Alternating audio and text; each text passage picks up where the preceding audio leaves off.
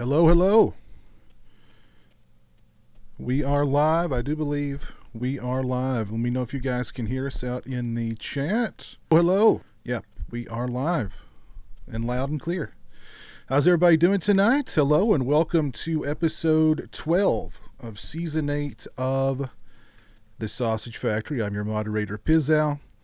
And joining me tonight, I have got Christian. Christian, what's going on, man? How you doing? Well, how's it going, Piz? It's good on mine. Real quick, I was gonna let you know because I think you would probably know about this. Today was my fifth day of DDP yoga, and it's been really a challenge. I'm feeling good. Running wasn't just doing it for me anymore. I wanted to try something new, 2020. So it's kicking my butt. I didn't know how intense it was gonna be, but I'm digging it, man. You know what I did? I actually went with the over 50 package because I was like, I'm so, I've not been physically active in years. You know what I mean? I'm used to behind a desk all day. I was like, I've got to start slow. And the first things they had us do, or the first things that Diamond Dallas Page had us do, were really easy, just stuff you can do laying in bed, then stuff you can do sitting in a chair. Then we started doing squats, and he just threw those squats out there like nothing, and he was like, squat, squat, squat. My leg, whatever the big fat muscle is, not the calf, the quadricep. Yeah, it just about exploded. Both of them just about exploded off of the bone. It was pretty hardcore. I had to stop. But yeah, I started doing the DDP yoga before the holidays and before the freaking Little Debbie's Christmas tree cakes came out. And at that point, I was like, okay, I'm off of that. I'm going to gorge myself on these things while they're here, and then I'll get back to diamond cutting. So. But I got the app. I don't know if you bought like a DVD set or anything, but I'm just doing the app. I paid $80 for the year and all kinds of stuff, man. I don't know. The app is cool because he's adding stuff frequently. He's got the chair series for people that want to do stuff like that. I do what's called I think it's actually called the Diamond Cutter, and it's an hour workout, full body thing. I just been doing it every day, and it's been he's got me like a pretzel, man. Mm-hmm. I wake up the next morning, I'm like, wow, I didn't touch a weight, but my body feels like I just went to war. So we'll see how it goes, man. I'm really enjoying it. So well, it really helped me out when I went back to Camp Novi Bosco last year. To go to the camp, because the first time I went, it was just half a day, but we did the camp tour. But at the end of that tour, because all day you're up one hill, down the other hill, walking through the woods. Here and there and everywhere, and on it was all adrenaline until the walk back to where we started, and I was just like, oh my god, I'm sore, I'm beat, I'm destroyed. And the one that I attended last year was going to be twice that. It was all day.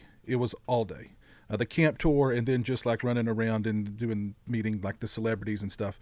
So I knew I had to get in good shape or I was just going to be destroyed. But it helped me a lot. Good deal. Yeah. And I've been doing the Taibo.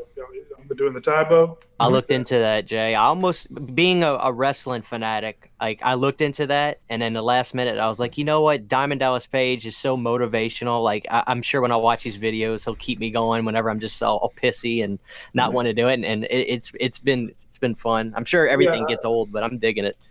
I saw it on that Jake the Snake documentary. Dude, where he they were saved that guy's life. And Scott Hall, they were all doing that stuff. Mm-hmm. He saved that dude's life, man. He brought him back from the dead. So that was another thing. I was like, I'm going to go for it. And the only other thing I'll add, Piz, that I did today, I thought you'd be proud. I had a blast with Edge of an Axe. I thought it was really fun. I really enjoyed watching that Blu-ray today. The killer looked like a cross between a skinhead Michael Myers and I Know What You Did Last Summer. So because of the jumpsuit and then the white mask with nothing on it. Pretty fun movie. I was not expecting it to enjoy it that much, but I thought it was really fun. So I was glad I got it, man. Yeah, I really like that movie. I've liked that movie for years and years. I'm glad it finally got. Oh, I know. You're the OG with that, man. You were talking about that movie. You had a rip-off DVD, and I was like, what the hell is that? So, yeah, good deal, man. I'm glad you recommended it. Yeah, glad it finally got a good Blu-ray release. But yeah. Also with me tonight is Jay the Stingray. What's up, Stingray? What is cracking, everybody? Glad to be here. What are we drinking tonight? This is some of that Clover Valley DG original caffeine, boosted caffeine. Nice. Very nice. How have you been, man? Good. Been busy. I bet. Haven't had time to watch too much, but I'll do my best to keep up. It's understandable. That's very understandable. Also with me tonight is Lorne. What's going on, Lorne? Just partially lost in fog up here, up north. I did get out and see Gretel and Hansel this week. It was extraordinarily mediocre.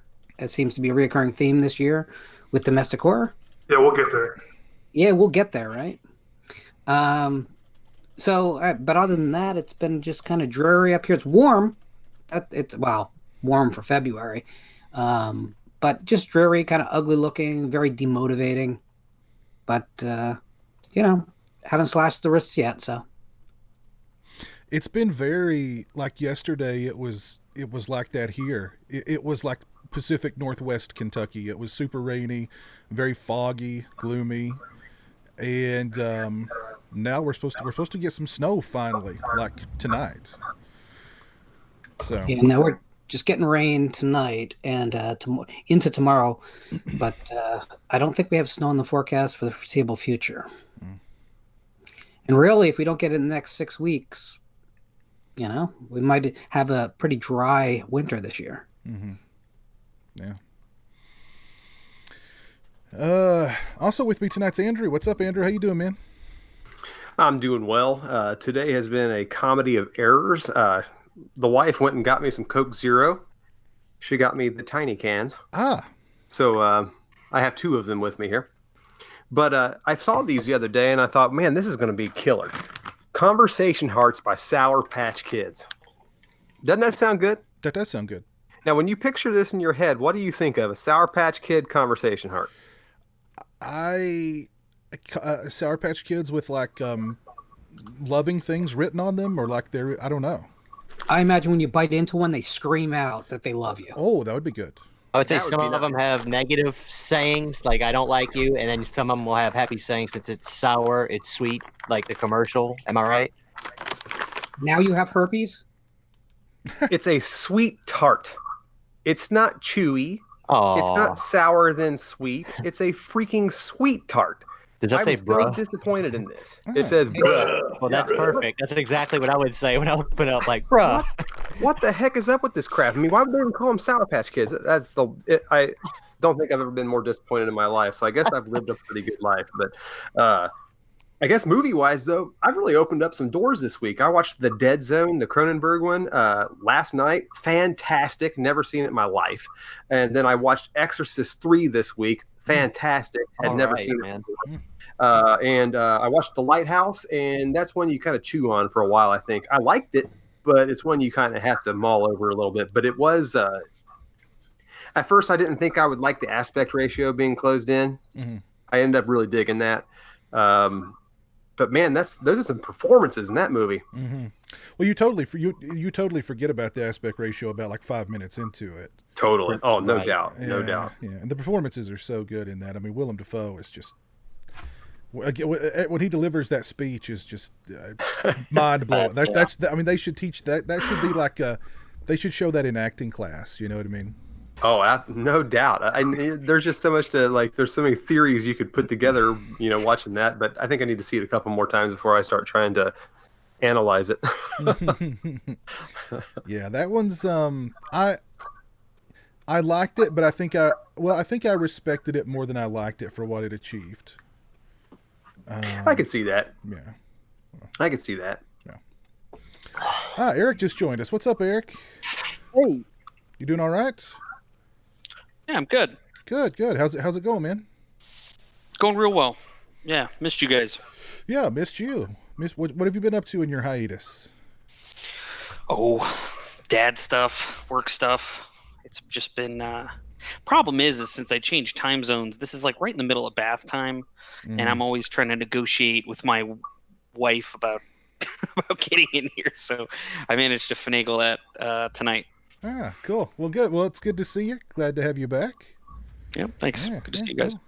Well, let's see what's going on out in the chat tonight. Barbecue Network is with us tonight. Joe Bob Tar Heel, my buddy Jeff Overing, DJ Donnelly, David Vines, Borderline 11, Jamie. Let's see. Somebody asked us our thoughts on the Super Bowl. Did anybody check out the Super Bowl last Sunday? I watched a little bit of it. Yeah, good game. Yeah. That was Movie Man 95, by the way. I did not watch it. I did check out some of the commercials later, and I was so appalled by that halftime act. I mean, what an act of just complete indecency. Just horrible indecency. I don't like Spanish dancing. I don't like derrieres. I liked none of that. I know. I mean, what happened to good, wholesome acts like Wilson Phillips? Why can't we get Wilson Phillips on the halftime show is what I want to know. I'm just not sure what Shakira and Jennifer Lopez's, their entire reputation is around shaking their ass. And that's not me like, oh, they just shake their ass. I mean, no, literally. Like, they have asses and they shake them, and that's kind of like all in that's what they do. That's what they're famous for. Yeah, I don't know what people expected out of that halftime show. Do you realize that Jennifer Lopez is like 50? She's gorgeous. She is aging the right way. I think Shakira's like 43 or something, and she's 43 or 50. Yeah, J-Lo's 50. Yeah. Craziness. Is it true that they apply? Like the artist can apply to a Super Bowl in a region, or does the Super Bowl reach out to the artist? Because I have heard it both ways, that like Miami, Spanish flavored music makes sense. They would be the ones that would fit that bill. I mean, not the only ones, but they would be two artists that would fit that bill. Mm-hmm. I don't know. I don't know how all that's done. I mean, I really don't know either. That's a good question. You know what I find disturbing? Besides that people watch the Super Bowl, that the Super Bowl halftime show has to go back to artists that have been in the game for 25 years. There's no new artist to take that stage. I think I don't know. You say that, but like the Prince halftime show, I think a lot of people point to that, which was only a few years back, as being like one of the best of all time. The younger acts, I don't know. They don't seem to do as well, and I don't know why that is.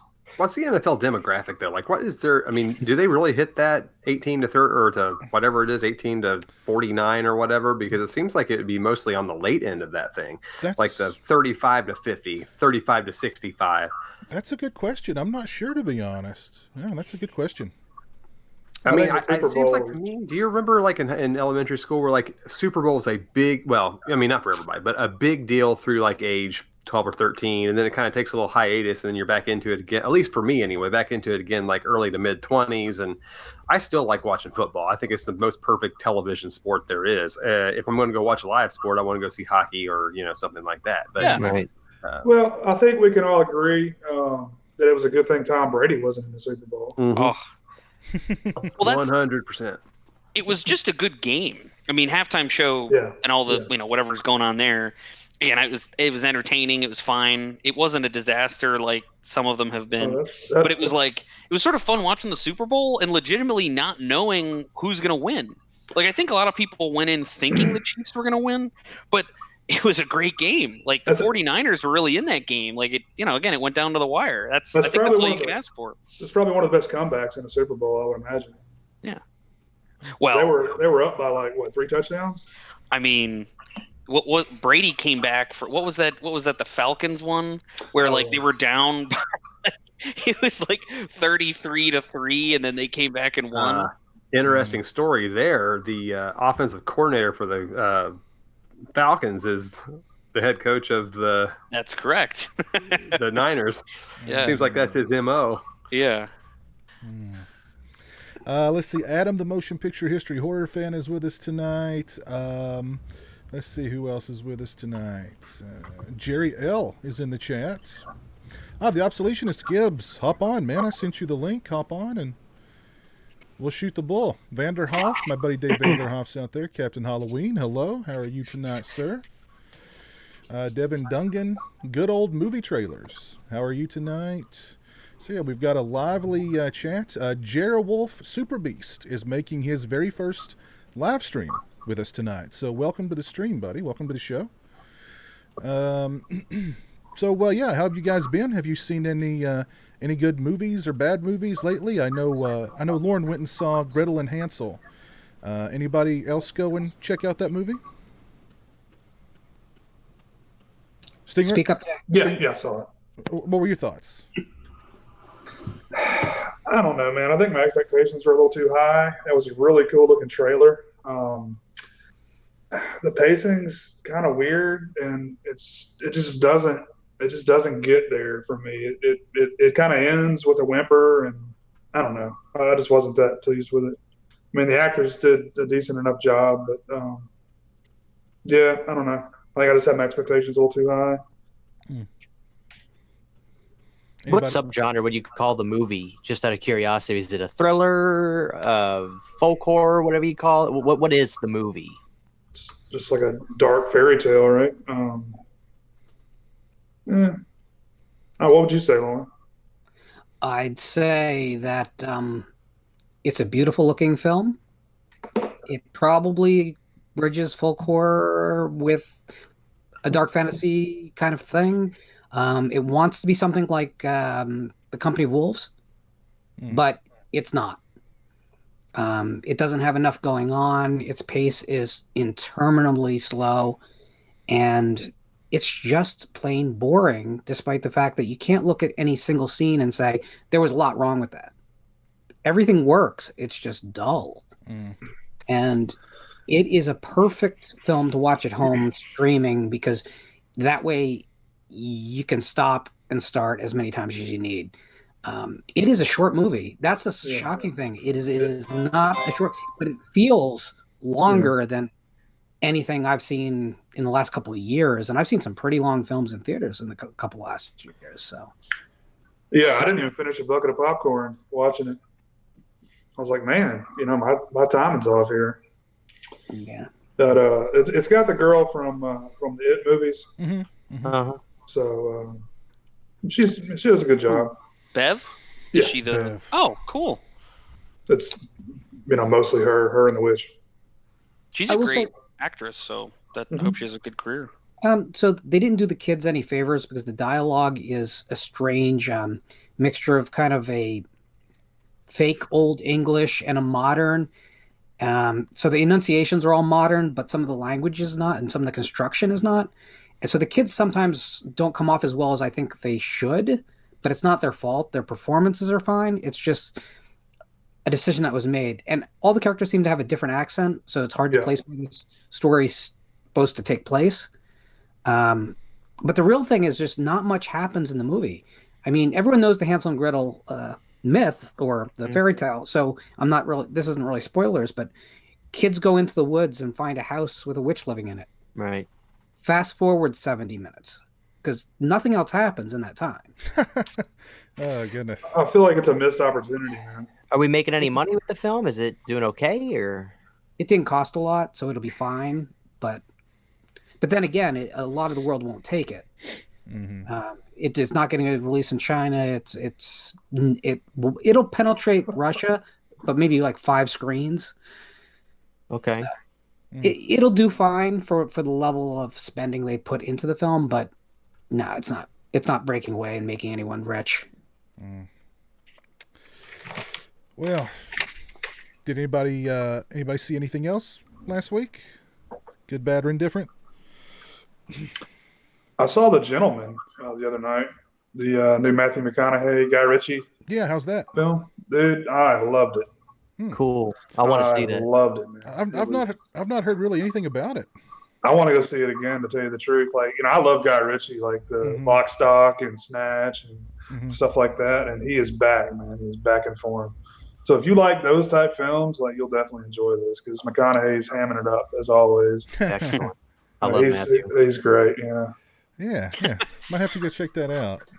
Christian is cool, on a first name basis with McConaughey.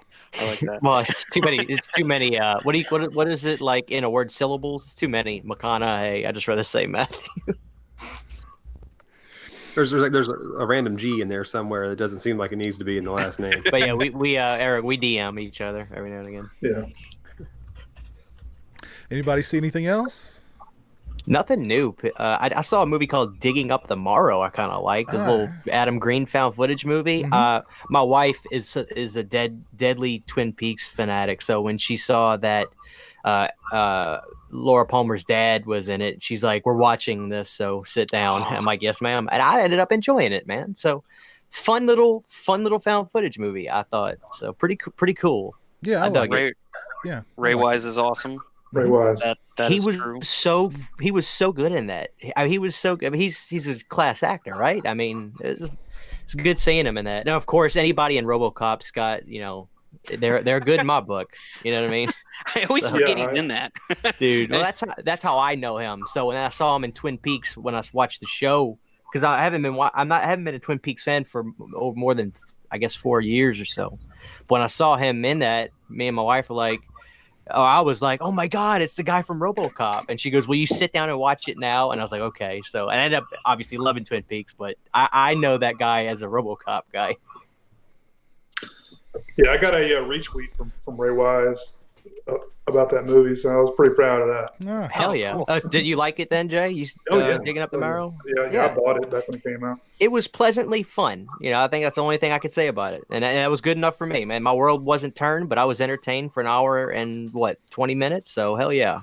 Yeah. Yeah, that's like my favorite genre, or subgenre of horror. So excellent. I'm right in there. Yeah. Yeah, I enjoyed it. I enjoyed it too. Well, let's talk about. Does anybody want to say anything about Kirk Douglas passing away? Passed away at the ripe old age of 103. My goodness, that's quite a lot. I'd say God bless him, man. He went the distance. Mm-hmm. Absolutely. Yeah. Yeah, man. For the past 20 years, I've just been like, man, he's still alive. I'm sure he was saying the same thing. That's great. I mean, I think lived a pretty, fulfilling life and wasn't in a lot of pain or anything. So, good for him. Yeah, he, you don't hear a lot of people making it to 103, but yeah. Let's see. I'm gonna see how many credits he's got, acting credits he's got here. Is 95 credits as an actor. What was his last one? Because I was wondering about that. The Empire State Building Murders, a TV movie back in 2008. Oh wow, that's random but interesting. Mm-hmm. It's almost a credit for every year of his life. It's amazing. Almost, yeah. Jeez. Think about how much you would see a change in the world from in that span of time. What the world was probably like when he was 15 years old. I mean, he was born in 1916 in Amsterdam, New York. So I mean, just imagine. Jesus. Just think Michael Douglas has been old my entire life, and his dad, Right. Pretty much, yeah. I feel like he's still alive. They just felt like they had to announce he died, otherwise people would get suspicious. Well, we also had two late horror masters had birthdays recently. Tobe Hooper and George Romero. George Romero would have celebrated his 80th birthday just the other day, and I think Tobe Hooper's birthday. I don't remember what year it would have been, but he had a birthday just a few days before then. So, and I know we've done tributes to both those guys in the past, but I don't know. Every time I hear George Romero's name, I just think to myself, contemporary zombie fiction, wouldn't be the same without him. So basically, every piece of zombie fiction, movies, television, video games, novels, graphic novels, I mean, they owe him a debt. The guy created the modern zombie film. And I think Tobe Hooper created the contemporary slasher movie with Texas Chainsaw Massacre. So we have two horror masters, and they're gone, but certainly not forgotten. It's really interesting because on one hand, Hooper really personalized the horror to a level that had never been personalized before. There's nothing as more in your face and personal than Texas Chainsaw's dinner sequence, right? Right. And on the other hand, Night of the Living Dead depersonalized the threat to such a huge degree, whereas they weren't individuals anymore. It was a mass of dead people coming at you. So they approached the genre from vastly different places. And what a wonderful time, between the mid-'60s and the mid-'70s for the genre, where there can be that much diversity causing that much waves. I wish we were in that shape today. I wish we had people taking those kind of chances, and there would be small independent companies supporting that kind of experimentation. I agree. More than the portfolio, I think I enjoyed George Romero, the person, because he just seems such a nice human being. Whenever he gets a Scream Factory release of anything, I was so excited just to see if it said, interview with George Romero, because he just seemed like he loved life, the guy. Whenever I'd see him at Texas Frightmare, the guy just, those big old glasses, and he's just seems so happy. He loved his fans. It always seemed like he just loved people that loved his movies. To me, I would put Romero above. As much John Carpenter movies as I love, I couldn't live in a world without Night of the Living Dead or Day of the Dead or Creep Show. I just think he was just on a whole nother stratosphere in terms of his movies. And we talk about, it did seem like he was a guy that put stuff in his movies. I think Joe Bob made a mention about directors pushing their deal forward. And I remember somebody commented like, George Romero, Joe Bob, are you kidding me? But George, I didn't realize stuff about Day of the Dead till he explained it. Like he was like, the movie's about, we don't trust each other. We're not trusting each other, but it's subtext through his characters. And I think that's what he did really well. So I love George. I'm sad he's not with us no more. I love his movies so much. Yeah. I'm sad that we failed both men, because as their careers went on, we didn't show up anymore. We didn't go to the theaters, not in the numbers we needed to. And the budgets got smaller, and that created less opportunity for them. And if you look at the end of both men's careers and what they were producing, it wasn't their best work. But that wasn't, I don't think, on them. I think that was on the business that we created for them. If The Dark Half had been a big success, Romero might not have had to go back to the zombie thing. And I think he would have been in a much better place. Hooper, by the point whereas we let, Invaders from Mars, even that far back, not make the money it should, it led him to things like The Mangler, which you may like these movies, but it's not their best work, and it was not what they were capable of. And I think that's the lesson they're going to give to us ultimately, is that when we find those talents, we need to support them. So your Ari Asters right now, we need to show up. We got to support these guys. For what it's worth, I showed up. I was there. So did I. I think they were just victims of the stratification of the market.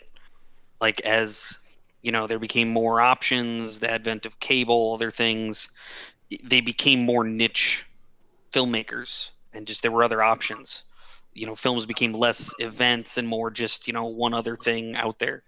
Again, support them, absolutely. Your message is clear and should be pursued, but I don't know that I want to put, I don't know. I just think it's unfair to say that like we didn't support them or we failed them somehow when there were other forces at work too. Well, but the horror genre has always been reliable on low budgets to return profit.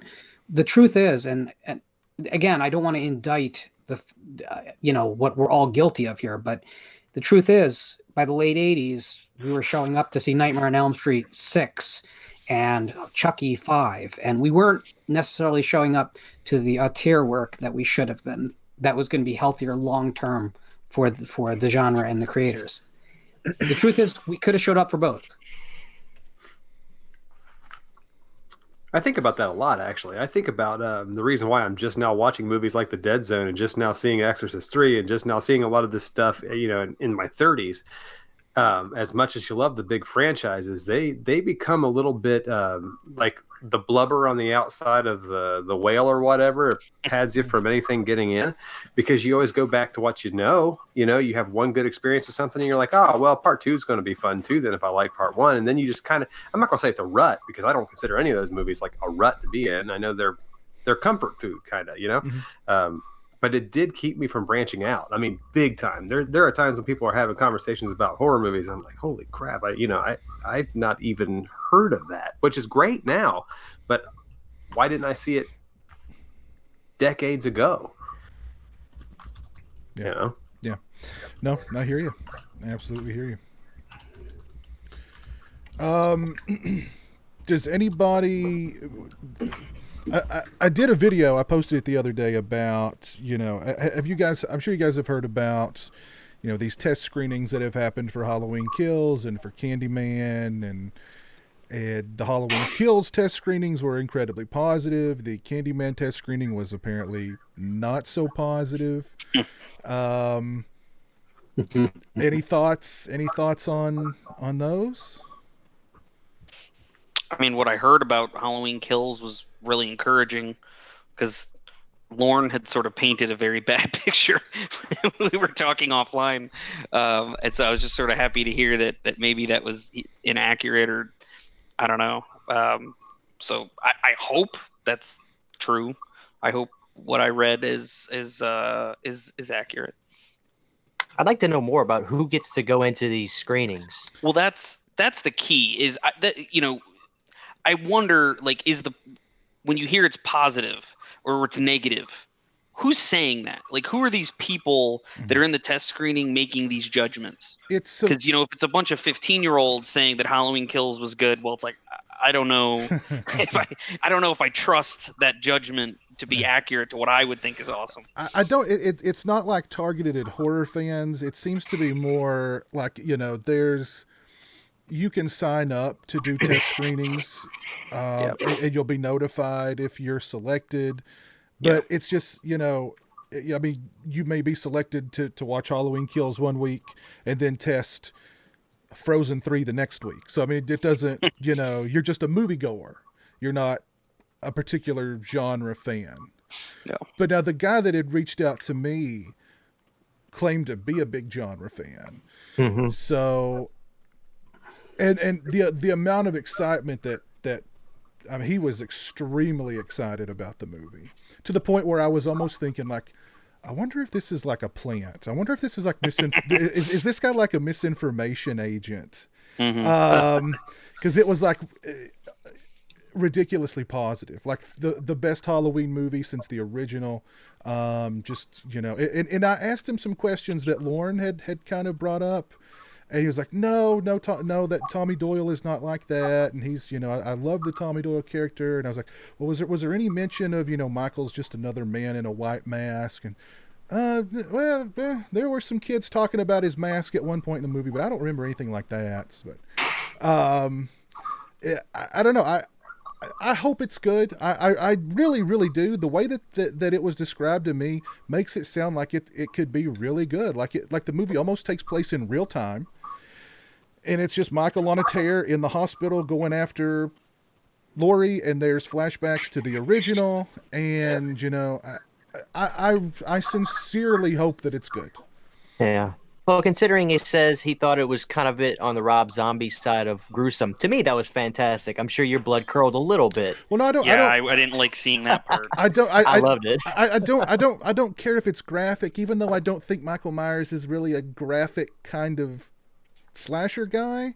Yeah, but he surely didn't start out that way, right? Yeah, I don't mind if it's very violent. I mean, that's not going to bother me one way or the other. But I just want a good movie.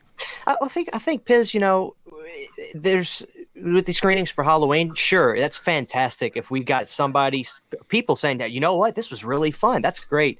But the variable with Candyman is just like, I'm not really too concerned with Halloween because we kind of know what to expect, right? I mean, we had a movie come out a couple years ago, and this is a sequel. So even though we don't know what maybe the story's going to say and stuff, we kind of know what flavor drink we're going to get. But Candyman, man, this has been really I haven't seen a still shot. I haven't seen a clip. So I'd have no idea what to expect. The only positive thing that I heard that came out of that was that the test audience was in agreement that it was not very good. So I don't know if that may change things. Apparently, as a horror movie, it's an incredibly mediocre. The total flip side of Halloween Kills, as far as it's bloodless. There's hardly any violence in it. There's no the pacing is off. But it's all about that social message. It's all about gentrification. It's all about police corruption and police brutality. And, it's very heavy-handed with that, according to what I've been told, according to what I've heard. I mean, and according to these test screenings, that's exactly what the movie was. So I mean, unfortunately. Oh, and no Tony Todd. I know there was talk of, Tony Todd's going to be in it. Tony Todd's going to do something in it, or blah blah blah. No, he's not in it at all. You see, I've heard there's a cameo. According to this test screening, there was like nothing. Yeah, I don't trust any of the test screenings. Remember that. Everything aside, please remember that Justice League had wonderful test screenings before it came out.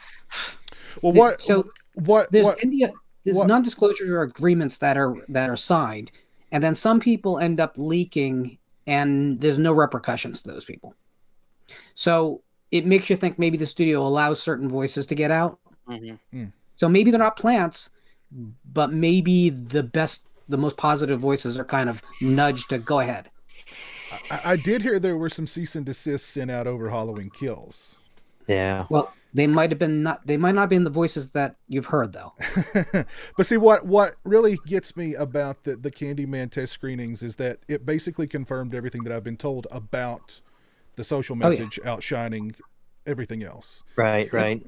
I mean, it's 2020. I mean, there's no secrets anywhere anyway. So I'm inclined to believe a lot of this stuff I hear, But sometimes you hear ridiculous stuff. I remember my brother saying, "Oh, Christian, did you hear that people walked out of the test screenings of the new Star Wars movie, Rise of Skywalker?" And I'm thinking to myself, wait a minute, they're supposed to be there to give, they can't walk out. Where are they going? It's a test screening. You don't just walk out of a test screening. You got to stay there to give notes and stuff. So some stuff sounds ridiculous, but I don't know. There's no secrets anymore. I don't care about cease and desist. You'd think people would just talk anyway, as long as they don't give a name. They're going to be trying to hammer you for tons of money for leaking or divulging information. Right. But I don't know. It's hard for me. It's like, it's easy to get information, but it's harder than ever to get good information. The truth. Well, let me ask all of you. Seriously, you're running a movie studio or a distributor more properly, because that's who's holding these test screenings, not the people who made the movie, really. Right. You're right. The test audiences are going to help determine things like final marketing budgets on the project. So, do you really hold a test screening and have let any opportunity for voices to get out there without some kind of control mechanism? Do you really believe companies are that moral? It's all about the money. So I'm not saying that it's not possible that a few people in the test audiences love the movie and that they're being absolutely honest. I find it disturbing the amount of mismatches between what I've heard and what these people are saying. It's possible everything I've heard is wrong. Absolutely. But I haven't heard that. What I've heard, I haven't heard from a corporation that needs to sell a product. Do you ask Coke how good Pepsi is?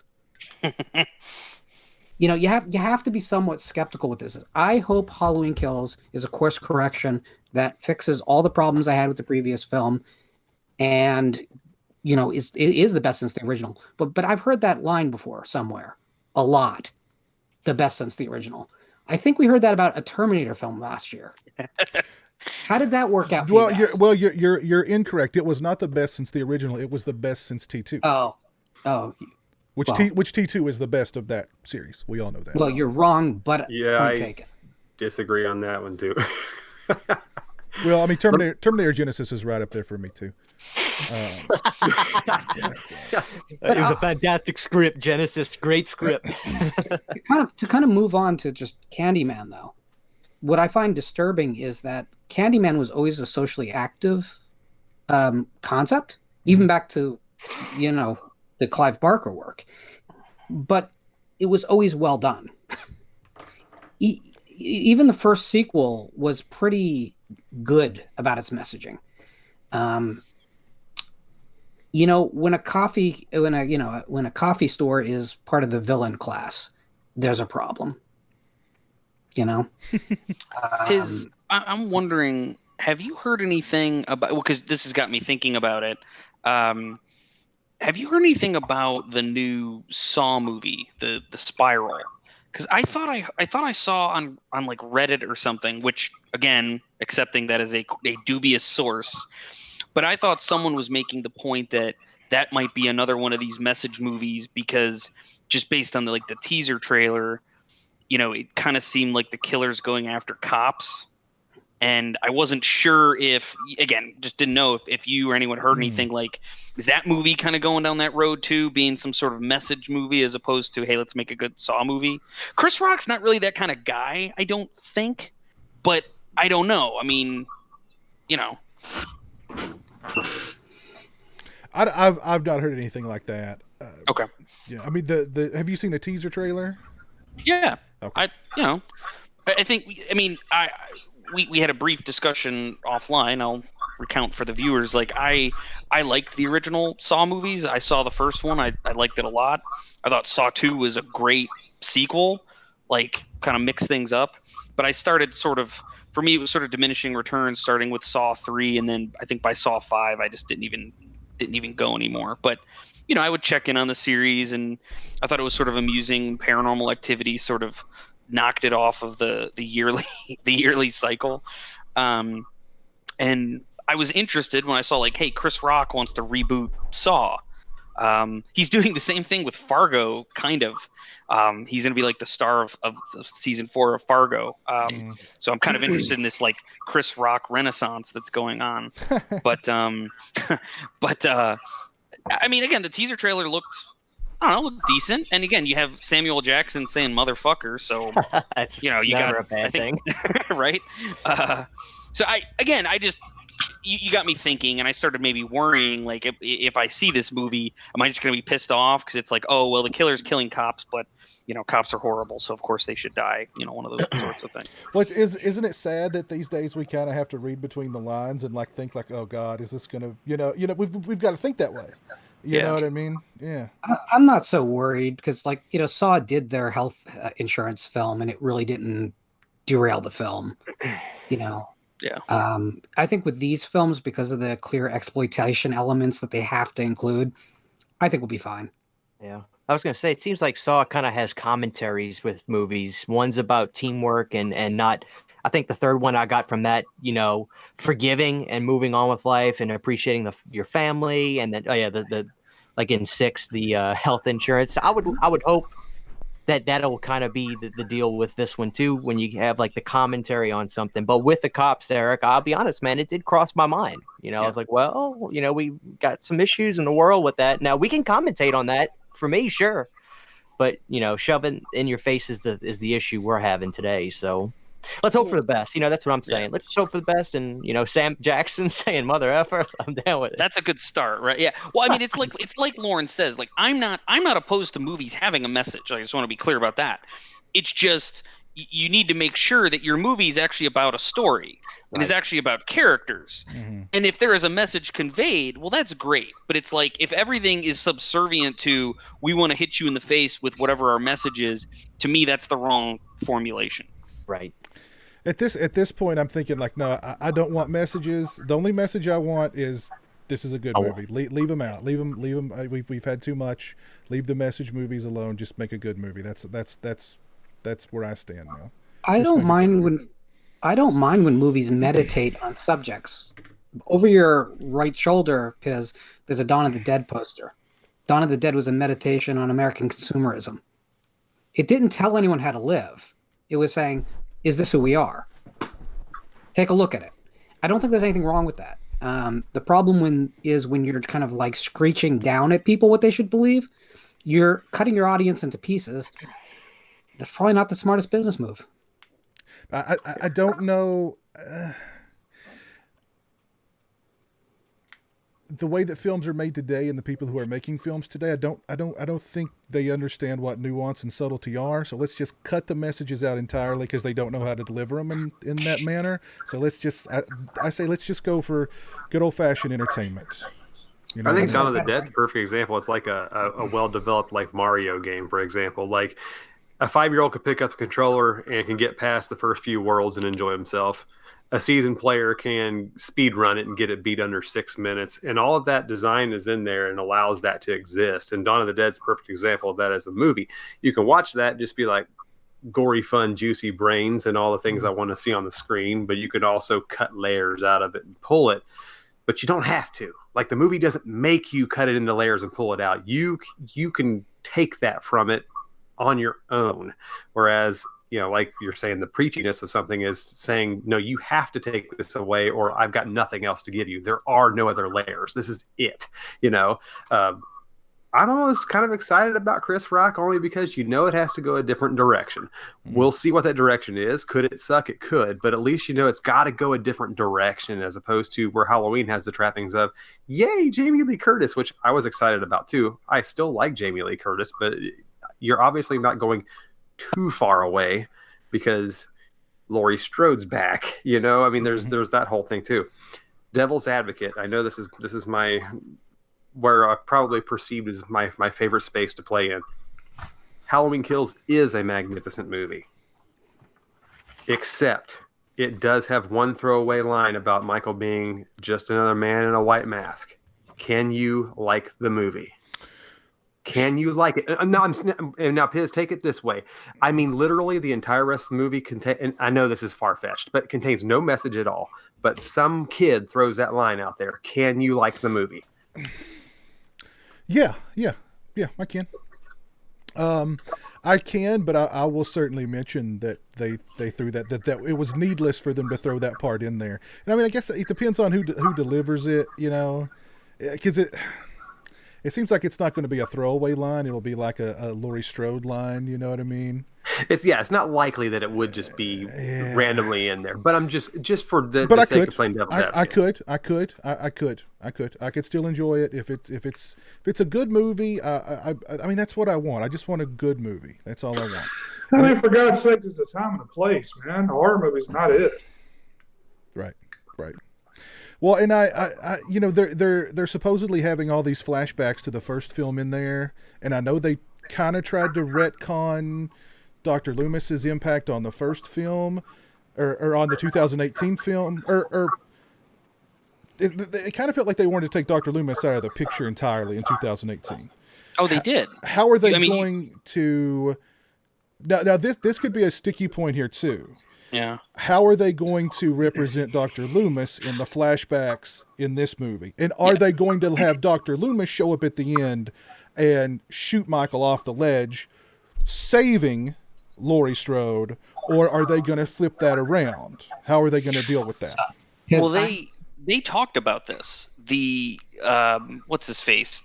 Gordon Green talked about how they originally wrote it so that, like, they kind of went in and retconned the end of Halloween so that Laurie grabs, like, Michael kills Loomis and Laurie, like, grabs the gun and she's the one who shoots him. Mm-hmm. And John Carpenter was like, the fuck are you doing? Why would you ruin the end of my movie? Mm-hmm. So I think if that already happened, I you know, anything's possible. But I don't think if that was Carpenter's stand then, I don't know why they would change it now.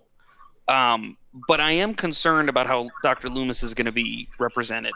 You know, as you may recall from my tirade during the Rob Zombie movies, I'm very protective of the Loomis character. Mm-hmm. And while I'm excited that they're going to try and represent him, you know, in a flashback, I kind of don't want them to shit all over him. Mm-hmm. So I don't know. I'm sorry, Lauren. I think I'm very concerned with how they'll. I mean, maybe David Gordon Green will be like, "Hey, John, I just got this brand new sack of Hawaiian gold. Go over there and smoke some of it while we shoot this scene here, John." Yeah. I don't know. I hope they pay the reverence that they should have paid to him in the 2018 movie. I'm more worried that we're going to get him on screen, but it's going to come off like Dr. Sleep's cosplay. Yeah, so I was going to say they were going to Jack I'm more Torrance worried him. about physically what it's going to look like. Capturing 1978 isn't as simple as just a filter and a little bit of lighting. It's going to be a little bit challenging to really match that up. I can accept what's the guy's name who played Jack Torrance in Dr. Sleep? Henry Thomas. The E.T. kid. I can accept the E.T. kid as Jack Torrance in The Shining. I can accept a close facsimile as Dr. Loomis in Halloween Kills, as long as they do the character justice. And I've seen a picture, which again, maybe dubious sources, but I've seen a picture of a guy that apparently was like at the filming, who it was assumed he's kind of like a body lookalike for Loomis, and then maybe they'll do some digital stuff to him. But this guy had like the goatee, and he was sort of a chubby, bald-headed dude. Like, it kind of seemed like they found. It almost seemed like they were doing a little bit of what they did with. And this isn't necessarily the best example to use for what we're talking about, but the guy who did Tarkin in Rogue One. Like, they found a guy who sounded like him and looked like him, so that when they apply like whatever digital crap they're going to do, they don't have to work as hard. Mm-hmm. Again, the guy, the look-alike I saw, I don't know, if you kind of glance at him quickly, he seemed like Loomis, and if they fix him up with digital, again, I wouldn't care as much if visually he's not quite right. I care how the character is treated. That's really where my concern is.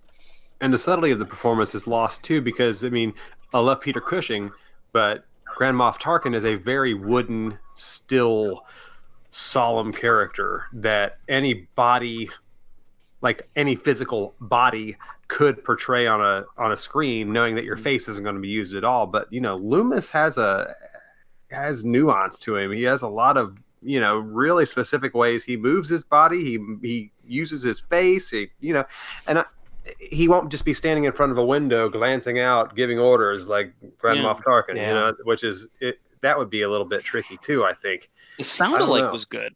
The sound-alike had that nuance in his voice. I was very impressed by that guy. Yeah.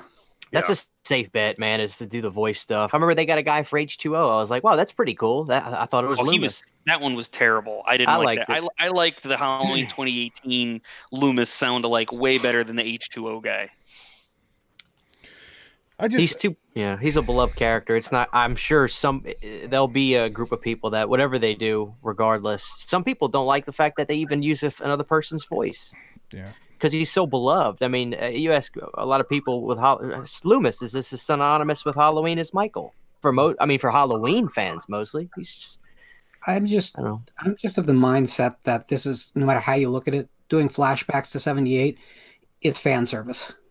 What information are they possibly going to relay that's going to really inform the story going forward? Or are they just putting something on screen so we go, wow, that digitally de-aging or that digital face replacement was real neat, and it didn't completely throw me out of the movie? Well, I think sorry, go ahead. I think they've got to remind audiences, like, well, this is who Lonnie Lamb was. Remember, he was that little jerky kid who threw Tommy Doyle down. And oh, by the way, remember Tommy Doyle, the little boy? Well, that, blah blah blah. I think that's, and also the little girl, the little girl, Lindsay is the same actress, is actually back in Halloween Kills. But so I don't have to do that. Isn't it just distracting? I don't want to get into too much spoiler territory, because actually one of the things I read, I kind of wished I didn't, but I would say this, and you can draw your own conclusions. Part of why I heard the flashback is in the movie is to provide a little bit more context on Will Patton's character from Halloween 2018. Because remember, we got like a little bit of a history mythological dump that Will Patton, I'm just going to call him Will Patton. I can't remember the officer's name, but again, Will Patton. Mm-hmm. He stopped Loomis from killing Michael. Like, Michael somehow, he escaped. We know that. Loomis hunted him down in some fashion, and this deputy like grabbed him or stopped him from shooting him to death or whatever. Apparently, the reason for the flashback is to provide context about his character. The context wasn't important enough to do last time. Yeah, that's. I'd rather not say anymore, but again, that's what I heard. Yeah, it's just it is very fan servicey, and I used to be all for that, but after seeing 2018, and I liked it, then didn't like it, and then I'm like, this is sort of okay, and then I'm just kind of in a really lull stage of that movie right now. It had a lot of good in it, but there was a lot of head scratching stuff, and just kind of like So the actress is coming back to play Lindsay Wallace, right? Well, that's great. She was a kid when she was shot in that original film. Mm-hmm. Who's to say she can act her way out of a paper bag? She's just the person who played her. Well, so she does reality. She does reality TV, which is fake. Even better. Housewife of LA or I forget which one. God knows she can act. Then she's she's also gorgeous. So that's another reason they're putting her in the movie. Well, I mean, and that's fine. But I just hey guys, look, Lindsay Wallace is back, and she's hot. Kyle Richards is her name. Yep. Yeah, Kyle Richards. Yeah. We wouldn't be even having any part of this conversation if Hollywood would just move on to something original. Or take it out of the horror genre altogether. That's asking hire a completely new actor and make an entire series or movie on Dr. Loomis's first encounter with a patient named Michael Myers and those 15 years of trying to figure him out. Maybe it wouldn't be the most exciting thing in the world, but I'd rather go into that territory than Masked Man on Rampage again. We've seen that. Yeah, but Masked Man on a Rampage puts butts in seats. It does. So every 3 films or so it does. Well, it puts our butts in a seat. I know that. Oh yeah. Well, let's this just in. Wow, all over Twitter. I just checked. How can the new Saw movie is going to be rated PG-13? What? Really? Oh. That can't be. And I'm lying. I just wanted to use that as a segue into talking about PG-13 horror. So let's talk about PG-13 horror, and is there a place for the PG-13 rating in horror? And one thing that I will mention when I was doing some research earlier today, I just typed in PG-13 horror movies in Google, and it broke it down for me. PG-13 demonic possession movies, PG-13, psychological blah. It had a listing for PG-13 horror movies under every horror subgenre, but the slasher subgenre. I thought was interesting. Didn't even list the Black Christmas remake, which I was highly insulted by that. But Cole is Gay is in the chat. Hello, how are you doing tonight, buddy? Hope you're doing well. But yeah, let's talk about PG-13 horror. Is there a place for it in horror? Are there any good PG-13 horror movies? Who would like to get the ball rolling here? Anybody? Screw it. I mean, I'll go if no one else wants to go. Go for it, man.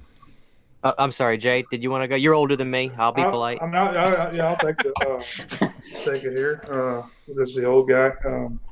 Wow. Yeah, man. It's like there was a day and a time when I wasn't allowed to see R-rated films. I've always been a horror guy. Even like watching cartoons and stuff. I always liked the horror stuff.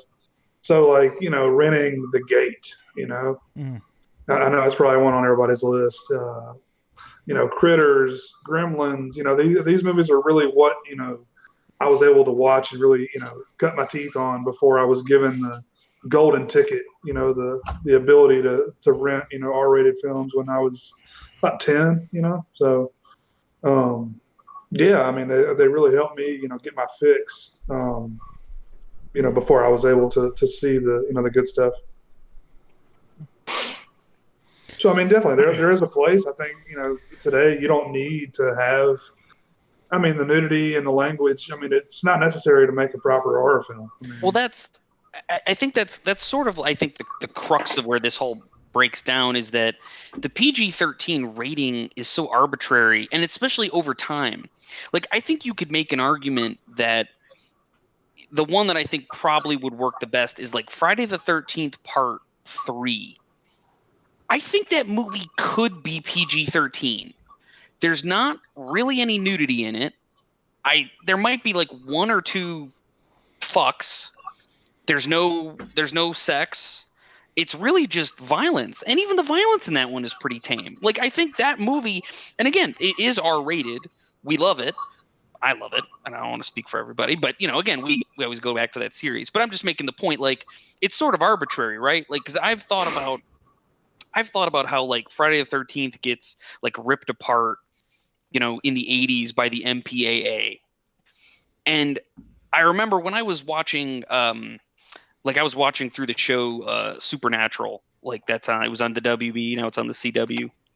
Finally ending after 15 seasons. But anyway, like, that show, just episodes of that show that airs on network television, has had some truly graphic, violent crap on it.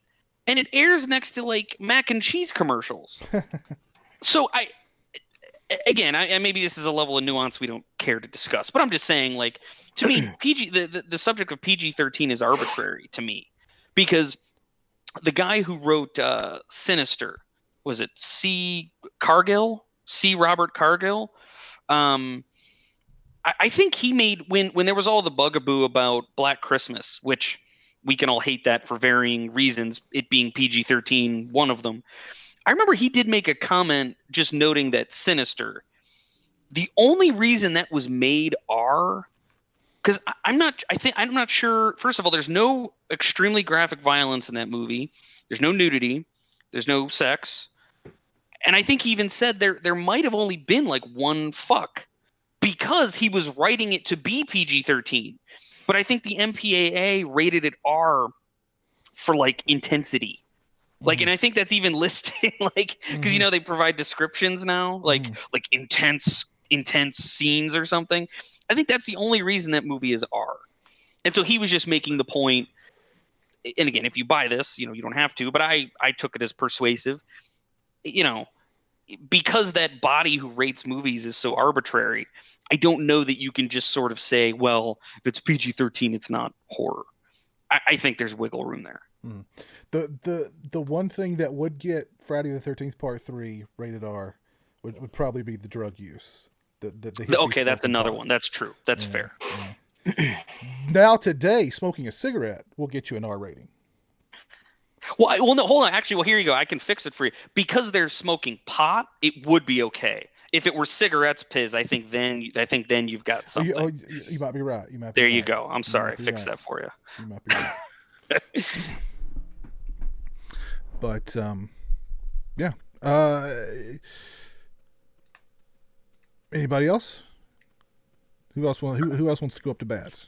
I'll jump in real quick. Go for it. Yeah, I went through my movies today, and I was talking with my wife about it. And I'm not gonna give you a review of all these, but I went through and I got some movies that with the exception of the first one I'll show, I didn't even realize were PG-13. But before I do that, I think the only time I ever cared about a rating in a movie was simply before I turned 17 and I could go to R-rated movies.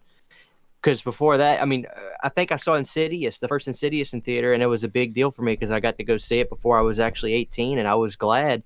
And so let me get into these. So this is the only movie I have right here, and these are movies I all enjoy. Countdown. It's a PG-13 horror movie and about a app that tells you you're going to die. I think the movie was perfectly fine. I didn't take it too seriously because it's about a movie about an app saying when you're going to die.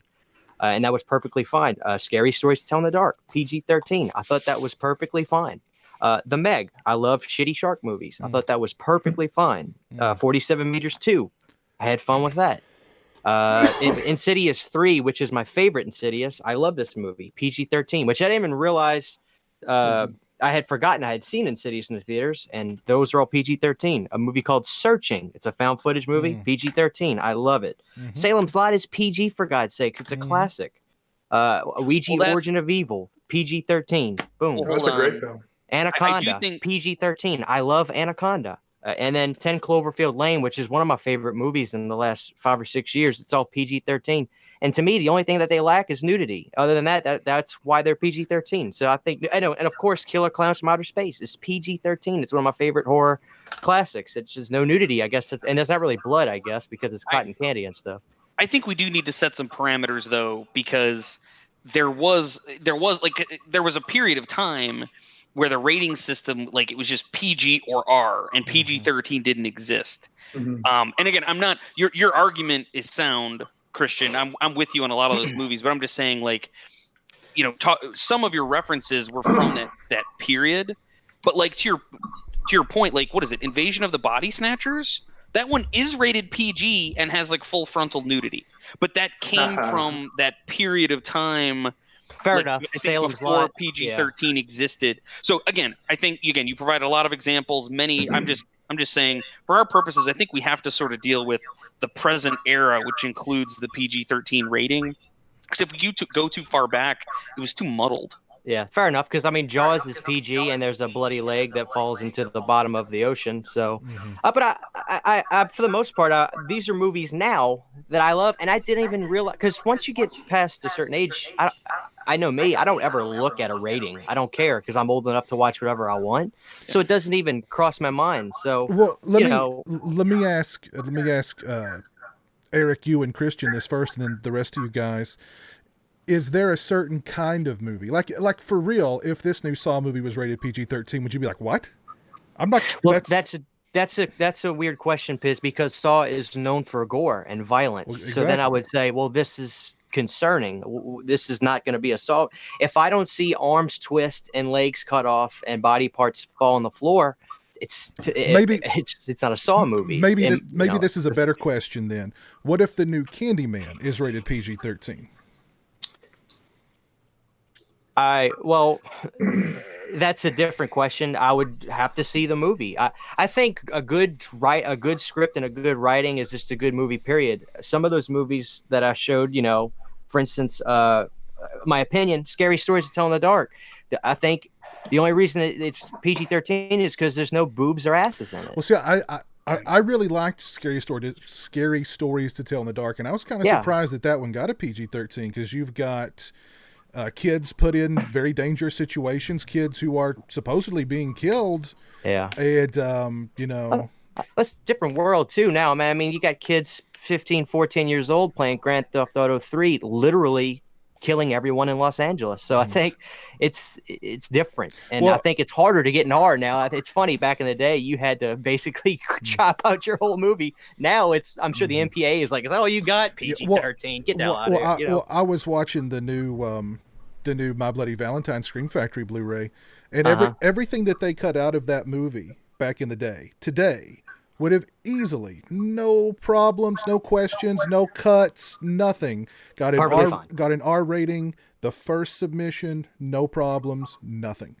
Yeah, that's another thing. I think PG-13 nowadays, I mean, still could be scary movies, The MPAA is a joke. I think that's where we need to start. Yeah, Jay posted in the chat here about that documentary. What is it? This film is not rated. Is that what it's called, Jay? Not yet rated. Or not yet rated. And I remember there's a specific sequence in that movie. So like, for me, in horror movies, and I love my nudity and sex in a horror movie, don't get me wrong, but it seems like, and this is one of the arguments of the movie, or at least one of the things that the documentary calls into question, is that the MPAA, at least now, maybe in the 80s this wasn't true, but now violence is kind of given a free pass. You can shoot a bunch of people, you can stab people, you can do all kinds of crazy violence to people. When the nipples start coming out, that's maybe when the R rating comes out. If there's sexual gyration, one or two more movements, then we get the R rating out. But dead bodies don't necessarily drive the R rating. And a lot of horror is about, again, death, murder, scaring people. So yeah, I think that's what muddies this as well. Mm-hmm. That's the running joke about American TV and film is, we're so, puritanical that, any form of sex is just totally, outlawed. Okay. And, it's gore and guns and killing and everything is just everywhere. Mm-hmm. All right. So wait, here's the thing I'm going to say about that, because this is a pet issue with me. Every time I hear that argument, I'm going to ask. So I understand that we're talking about simulated sex, not real sex, I would hope. But there's a big difference between the fantasy elements of violence in film and the representation of sensuality in film. One is basically just make-believe. The other one, you're putting real people in their real skin on screen. I don't think that either is damaging necessarily to anyone, let alone children. I think we could have this argument without demonizing violence, which is what we end up doing when we start screaming that, oh, we're puritanical about, nudity and sex. You end up attacking violence and fake blood, which is ridiculous because none of it's real. Well, I don't think that's the argument. Maybe you're speaking about the general argument. What the argument comes down. It's what the argument comes down to, though. Well, I'm just again, I side with you, and in fact, I think there's an argument to be made that in terms of what's more damaging, it would be the violence. You're talking about something unnatural, people being shot, killed, stabbed, whatever. Whereas to your point, someone who's naked or someone who's having sex, those are natural things that exists in nature. Yeah. Why would that be bad, but violence wouldn't be? Right. So, I mean, from a practical standpoint, a parent really shouldn't be worried about Jason Voorhees killing their kid, but they probably should be worried about teenage pregnancy or the AIDS epidemic. Right. So listen, I'm for all of it. I think that entertainment should be sacrosanct. I think we should defend it everywhere. But the argument I don't like, and it comes from this weird hippie movement inside of our culture, is that, oh, well, the most beautiful thing people can do is not allowed, but you can kill everyone. But, we don't really kill people when we make movies, generally speaking, unless you're John Landis. In general, we're talking about fantasy, and I do not think it is healthy for a society, even if they're really meaning well, to attack fantasy. I think it's exactly wrong placed. It's like tearing imagination away from kids. When I was a kid and I saw monsters killing people, it made my imagination bloom. I would not be who I am today, and maybe some people would feel that would be a better thing, but I feel it's a net positive. And you know what? I don't have a problem with sexuality or sensuality on screen. I'm not a parent. I never will be. I can understand having reluctance to introduce your child to any of this or all of it, but your kid. I just don't want to see us make it a binary argument where it really isn't. It's not one thing or the other. That's the thing, though. Your kid. And that's where our rating system is flawed, because parents, and this sounds terrible, judgmental, nasty, but so many people don't take the time to get to know their kids, and everybody is punished because of that fact. You have to know. There's kids that come in all the time at the preschool age, and they've seen things that I cannot believe that they've seen, and they'll talk about the things, and they'll talk about scenes. I mean, the scene from It Chapter 1, I had a kid in the theater with me, and it made me uneasy because of that television commercial telling the kid to kill his dad. And then I had another kid come into school one day talking about the very same scene that obviously resonated with young people, younger than maybe should have seen the movie, young people. But if you know your kids, like you should, for 8 gazillion different reasons, then what they may or may not be able to handle at that point in their life. And then you can make the decision as the parent as to what they see and what they don't see without even looking at the rating on the back of the box or on the poster. Problem is, though, there's like 2 things I usually see. It's, I want to see this movie. I have nowhere to take the kid. I don't care whether he should see it or not. I'm going to go. Or I don't care. And what happens. And neither one's a really great thing, because, ideally you'd be able to go see it first, which I know sounds crazy, but you could go see it first and be like, knowing my kid, what my kid's able to handle, the types of things my kids are able to verbalize and talk about after the fact, this will be okay. We'll go do this, But man, there's some times where you see kids, like, you don't see the full effect of it, but they're shaking inside about something they've seen. And I know that commercial in that It movie was the one kid that I saw at my work. I mean, it had jarred them on the inside. And I don't know if they were comfortable enough to talk to their parents about it. I don't know. Maybe they did. Maybe they talked about it all the time. I don't know. But I mean, it was obviously something, so it's a tough one, man, because I don't want there to be any sort of censorship. And I think the rating system's so flawed that it shouldn't even exist. I mean, but the bottom line is, Lauren, you said it. You have to know the person that you're taking. I mean, screw the whole kid thing too. Just, you got the person you're taking with you to the movie theater. Mm-hmm. That's all there is to it. Well, that's why I like IMDb as a parent's guide for a lot of films, and it tells you, why it's rated what it is. And a lot of times it's stupid. It's like, it'll shows bare shoulders at times, and it's like, I mean, come on, who's gonna be offended by bare shoulders? But anyway, big character details it all 3 out. times in 1 minute, right? Well, I recorded, I filmed my worst movie-going experiences video, and one of my worst movie-going experiences has to do with a little kid being forced to watch an R-rated scary movie because his parents were just too, they wanted to watch it. They didn't care that he was screaming and yelling and crying and wanted to leave. So yeah, that's one of my worst movie-going experiences.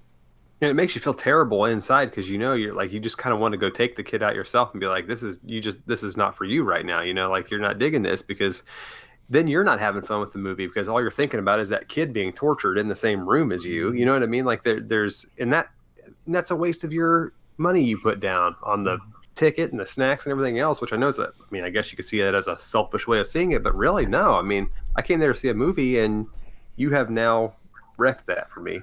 Exactly.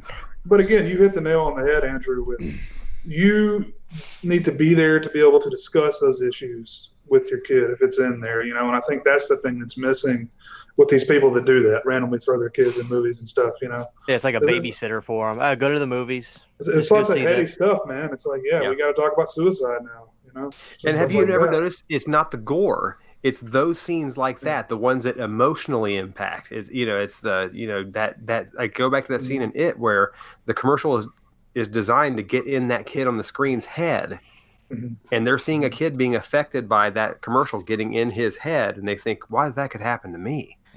You know what I mean? And I think there's an innate fear in that, like, can somebody manipulate me? And they're not thinking of them in those words or in those terms, but it's not the knife going through the side of the head. It's the, the thought that I could be affected in this kind of way, When I was a kid, I saw a commercial of, I think it was Child's Play 2. It scared the hell out of me. And I don't even, again, it was a commercial. I don't think Chucky even did anything, but like, I kind of knew what it was. And just, I used to have a My Buddy doll. And after that night, I didn't have a My Buddy doll anymore because I woke up and saw him sitting in the corner and I freaked the hell out. Yeah, you didn't need to see any gore in that movie. You just needed to know that toy is going to kill me. Yeah. That ruined a couple of years of my childhood right there. Yeah. But I mean, when I saw some of this stuff when I was younger, but it's not like my parents took me to the theater. I saw Halloween, I think, when I was 6 years old, but I saw it on like a Sunday afternoon when it was airing on Fox.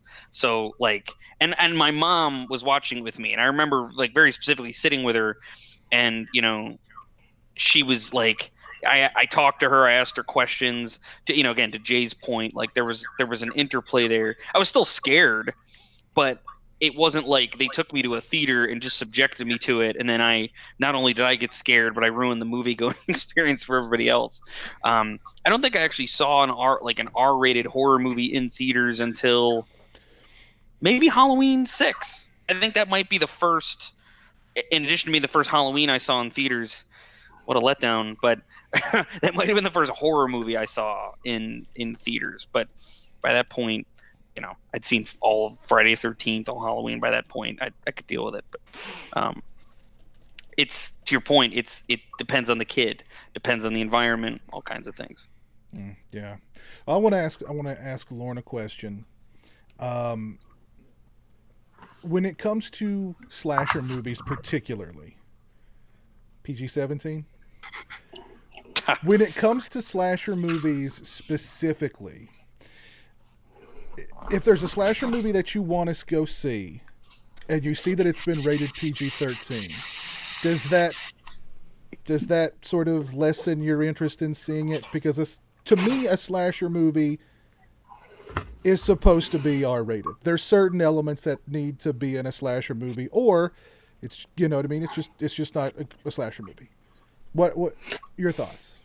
Yeah, so I mean, I definitely have a lot of thoughts on this. I made a video on this subject this week, Great released video. it this week, but that really only brushed the subject. I don't like to have very long videos. The short answer to your question is it definitely affects my expectations. Now, I love the genre. I'll go see a PG-13 horror film. I think I'm the only one on the panel that went to see Countdown in its theatrical release because I just go see as much as I can. I genuinely like the genre more than I worry about disappointment. But I do get disappointed quite a lot. But when I see certain subgenres approached as PG-13, it seems misplaced to me, and my expectations changes. Because if I'm going to see a jungle cannibal film or a rape and revenge film, and I see a PG-13 on it, immediately some warning bells go up that something's wrong. Because the more exploitative arms of the genre need to be visceral and direct and a little outlandish and a little unpredictably about how far they'll go. The idea of limitations on some of the subgenres does give me pause. Now, that said, you asked about slashers. I never want to see a Friday the 13th come out as PG-13. I'll just say that. But, you know what? When The Final Girls came out a few years ago, PG-13, it was one of my favorite films of the year. Isn't that more of a satire, though? So, gallows humor is still part of the horror genre. Oh, no, understood. But I'm just saying, like, it's not... I have a hard time taking Final Girls at face value as like a slasher movie, because while it is that, but it's like satirical. I don't know. Maybe I'm splitting hairs here. I'm just saying, like, I just don't know that quite fits. It's a guy in a mask killing people. I beyond that, I'm not really worried. I'm not going to cut down and worry about personal definitions of the subgenre so much but from the outside in, I just look and I say, I'm probably going to be disappointed in this because it doesn't have the ability to go as far as I like these movies to go. Mm-hmm. Now, good writing can change everything. And that's true of every conversation we'll ever have about every film or every potential film ever. If it has a great screenplay, it can overcome almost everything. But there are those subgenres that rely on the visceral thrills. And the visceral thrills in the horror film, traditionally, not that tradition is everything, but traditionally are extreme. Extreme for their time period, of course. You look at, Friday the 13th, the final chapter, what we once thought was the most grotesquely violent acts that we'd ever seen on film, today are fairly routine. Still well executed, still thrilling, but they don't have that novelty that they had then. So all that is really me saying that there's certain aspects of the genre that I think work better as R and give me a reassurance as a consumer. Now, it's funny, when Christian had his stack of Blu-rays there, how many of those were haunted house / ghost movies? Right. Not even the plurality, the majority, right? There's 3 of them. And really, I'm being loose on like Ouija, or actually Ouija's not a haunted house movie per se. Well, but it is. I'm talking about haunted anything. So Countdown would count, Ouija would count. I mean, a ton of your titles would have counted. Sure. Right. Because that tradition in film was never about the exploitative elements. Now, there are examples where they are, but they're the outliers. So Poltergeist doesn't need to be R, although it was originally intended to be. But it didn't need it, right? It's an effective film on its own. And it's that way because The Haunting, the great Robert Wise film, didn't need to push the envelope either. So when you get the slashers, though, in particular, as your example, Piz, Psycho did push the envelope. Peeping Tom did push the envelope. Black Christmas pushed the envelope. Halloween, Friday the 13th, Silent Night, Deadly Night. Pick your groundbreaking slasher.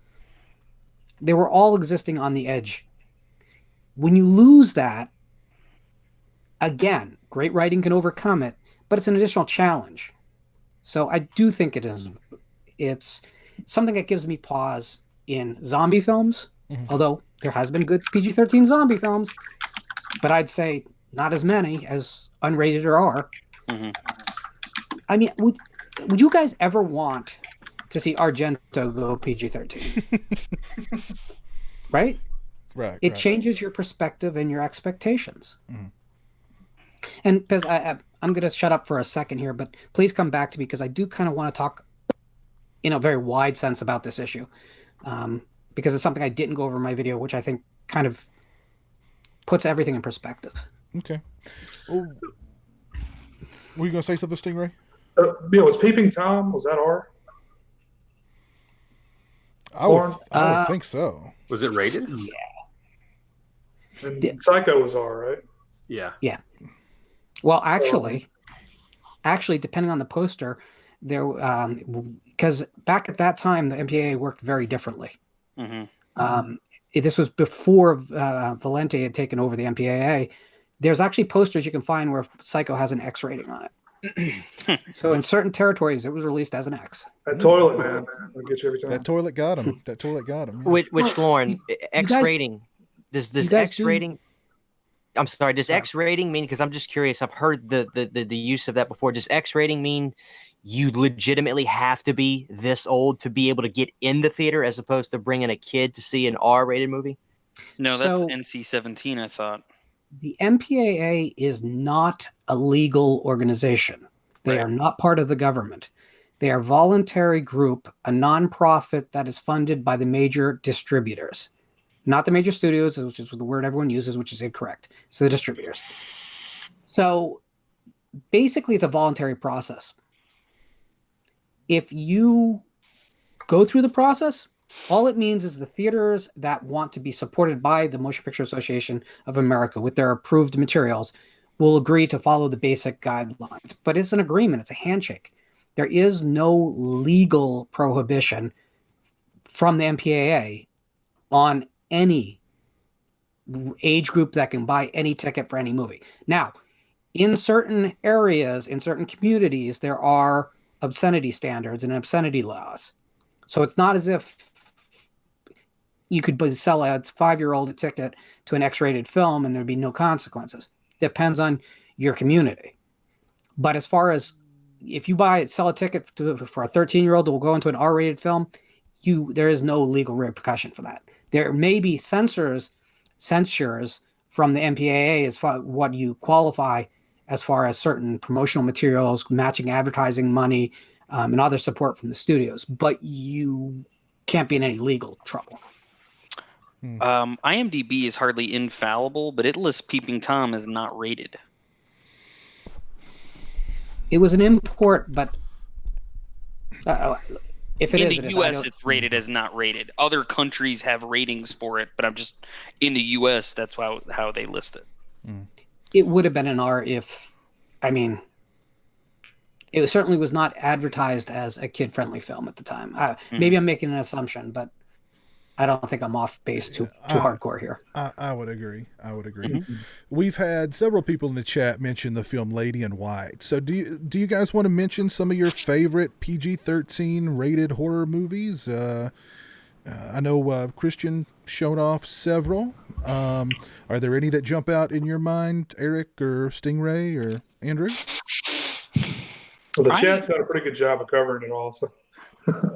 I thought, and I haven't watched it in a really long time, so I guess I don't know if it would hold up, but I thought The Ring was a really effective PG-13 movie. I mean, that at the time scared me. It's kind of the only one that really comes to mind that I really enjoyed. I mentioned The Gate earlier. Tremors, Critters, Ghoulies, of course, Gremlins. Arachnophobia, The Monster Squad. That's a good one. Mm-hmm. Oh, The Last Exorcism was apparently only PG-13. I really like that one. That's a pretty good one. Yeah, I had The Exorcism of Emily Rose as well. But it's kind of like you really need to separate it between because they've become much more lenient present day. So I'm trying not to mention too many modern films. That's true. When I was researching this, there was something that to me came to mind, and I'll say this, and I'm not necessarily saying this is exactly how I feel, but I just like y'all to play off of this. To me, it kind of seems like as long as a movie had its vision basically get made and filmed, I dare say a movie like Countdown wasn't plan to be anything more than PG-13. Now, if you got movies that get truncated and their visions and the styles change from what the director was trying to make and whatever to become a PG-13, I would dare say that those would probably be more some PG-13 movies that wouldn't be well received. For instance, Black Christmas, I'm assuming was supposed to be an R movie, right? And then that got truncated to PG-13. Just use that as a different, any other movie as an example. That's just all I can think of right now. But if a movie gets, cornered by the studios and we got to cut this, we want to change this. It seems like Scary Stories is just a good movie, period. I don't think it had any intention to be more than a PG-13 movie. So to me, it seems like as long as the movie's made the way it was supposed to be, and it's a PG-13 just because that's where it falls, that's fine. Well, I mean, that movie was based on a series of young adult novels, so I mean, they don't want to make a movie that's going to be outside of, their target audience. So yeah, but again, sorry, but again, I mean, I thought they got away with a lot for a PG-13 rating in that film. Go ahead, Eric. I'm sorry. Oh no, just a fan favorite among this group. I just noticed. Poltergeist 2 is PG-13. And so again, because I was trying to challenge myself, okay, get out of the modern era, look back a little bit. That one is PG-13, and you guys seem to enjoy that one more than even the original. Poltergeist 3 was PG-13 too. I know nobody really seems to like that movie. I have a soft spot for Poltergeist 3, but 2 is amazing. Poltergeist 3 bothers me more just for story reasons. I always hate it when a movie, it's just, they couldn't get Craig T. Nelson back. They couldn't get Mary Jo Beth Williams back. So they come up with this sort of conceit. It's like, well, Carol Ann she's with her uncle right now. Like, I hate that. That drives me crazy. So that's why I wouldn't, that's why that was not my go-to.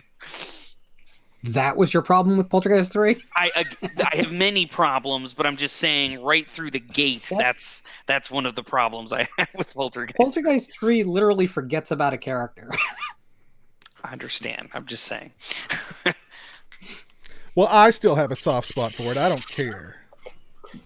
We know your soft spots. And you push them hard enough, you stop breathing. And screw Craig T. Nelson. He thought he was too good for Poltergeist 3. Where are you at now, Craig?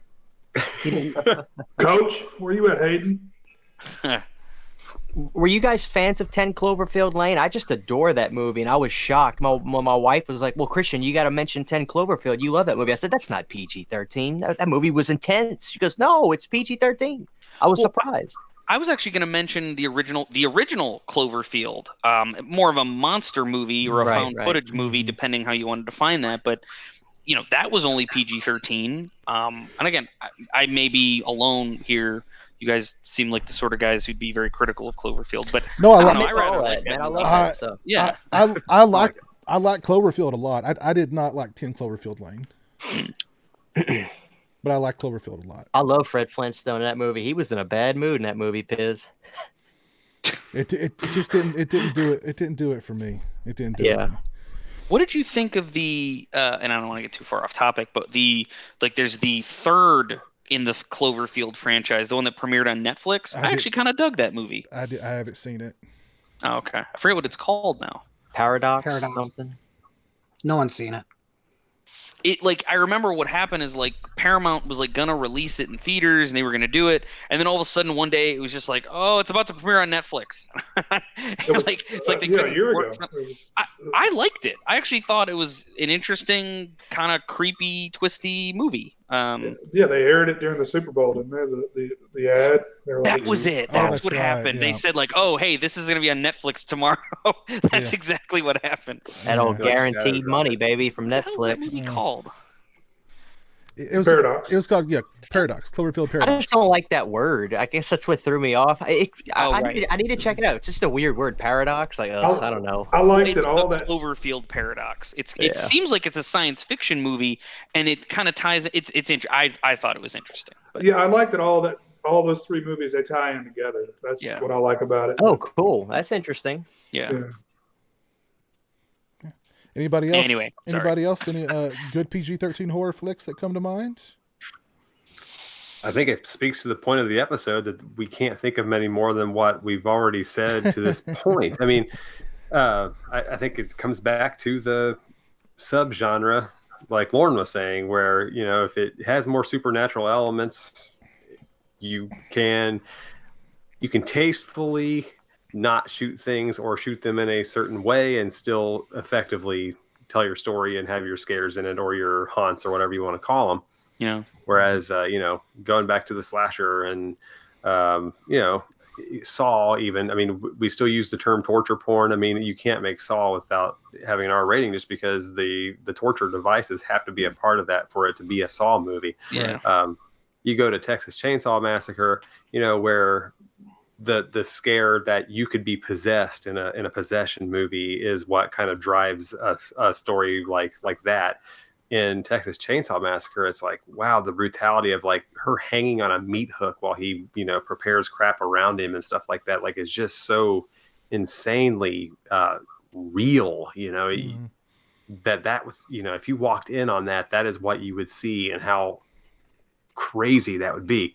I even go back to the Friday the 13th kill where the guy's walking around on his hands. Oh, yeah. And he gets killed, and the way his body like snaps and contorts, like if you didn't have that in there, that kill is nothing. It depends on being able to see the brutality of that kill. Whereas, you can pull off some really cool stuff with the PG-13 in a supernatural horror, no doubt. The way that's cut, though, I think you could pull that kill off.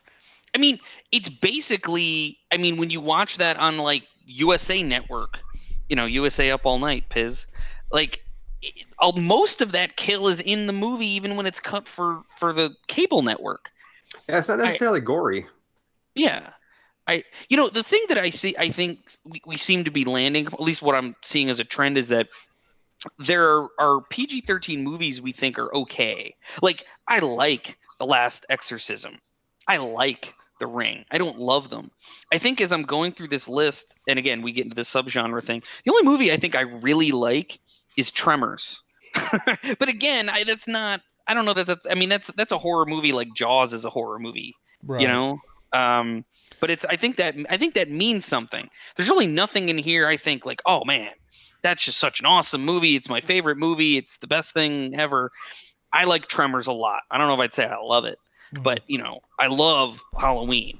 I love Friday the 13th. You know what I mean? What would Halloween be rated today if John Carpenter's movie legitimately came out today? Would it be rated R? Yeah, I think it'd still be rated R. If they took the nudity out, it might be PG-13. Yeah, I was going to say, I think, but for Linda's See Anything You Like, I think that movie could definitely be Take PG-13. That out. Let's take out that 3 seconds of See Anything You Like. To me, that's a PG-13 movie. Oh, I think so.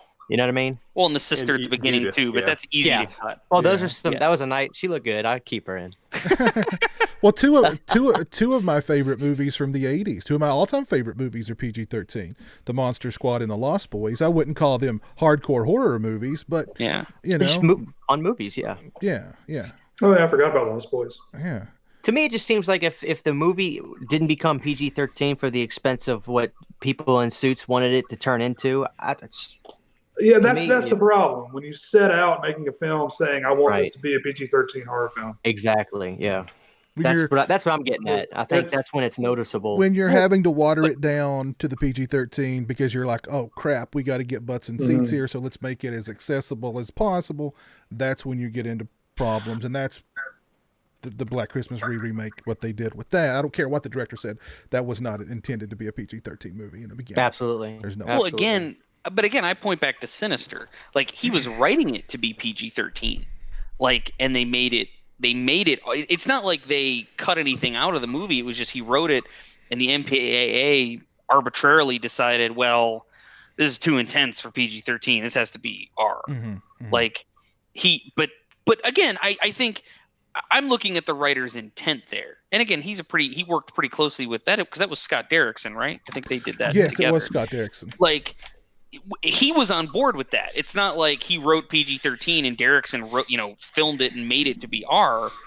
They set out to do that because they wanted, again, accessible. I don't think that's what they weren't seeking accessible, but I don't think they were seeking an R rating, I guess is the point. And so I still think they made the movie they wanted to. It just got turned into an R, and the studio still sold it anyway. I think The Lost Boys is R. That's what someone's saying in the chat. It is. And I just looked it up. Oh, it is. Yeah, it is. Yeah, I don't know what I was thinking that it was PG-13. Well, I know. Shouldn't be. I know. The Monster Squad is PG-13. Yeah. But for some reason, I guess I've always thought Lost Boys was PG. Because what's R about that movie? Just that big the massacre on the beach scene, which they cut that into pieces. I mean, I don't know. What even is R-rated about that movie? Is America the only place that has a PG-13? I'm assuming Europe and stuff, they've got different brackets and things of that nature. Yeah, they have different rates. What's interesting is like when I would import those media books from Germany, they're R-rated here, meaning 17 and older. In Germany, they've got like the 15 sticker on them. That's what that means. Okay. Yeah, their tiers are different. Yeah. We could even talk about the what is it? The nasties, video nasties. Oh, the video nasties. Yeah. Oh, that's kind of the same problem that they had over there. Mm-hmm.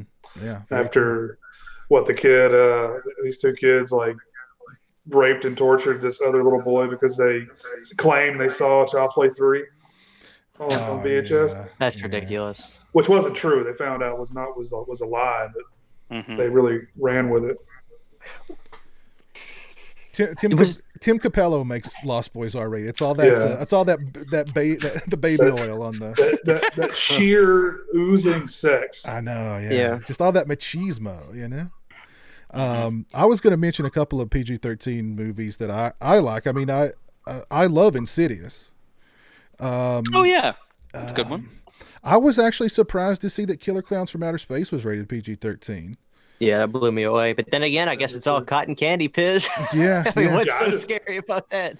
I just found out today that it was rated PG-13. I just assumed it was. And it's a fun little movie, fun classic movie. I also really liked Happy Death Day. That's kind of, it's sort of it approaches horror in more of a comedic, kind of thing. But she does commit suicide about 150 times in that movie. So, I mean. The MPAA seems hung up on tone. So I feel like because it's kind of a comedy, like that's why they would give that a pass. It's very strange because I agree with you, but I think that seems to be a differentiator for them sometimes is the tone with which a movie treats it. Mm-hmm. But she didn't smoke a cigarette. That's the most important. Yeah, as long as she didn't jump off that building with a cigarette in her mouth, we're good. We're good. That's got to be cut. Yeah, cut it. She throws herself into a wood chipper, but she had a cigarette. X, triple X. We can't let people see this. Are you kidding me? Oh, jeez. Anybody else? Decent PG. We've had so many people mention the Lady in White. What's everybody's thoughts on Lady in White here? Not sure I've seen Great film. I haven't seen it. It's a great film. The Lady in White and Paper House are the two 80s, late 80s ghost scare films that are really, unfortunately, never talked about. That really are top of genre.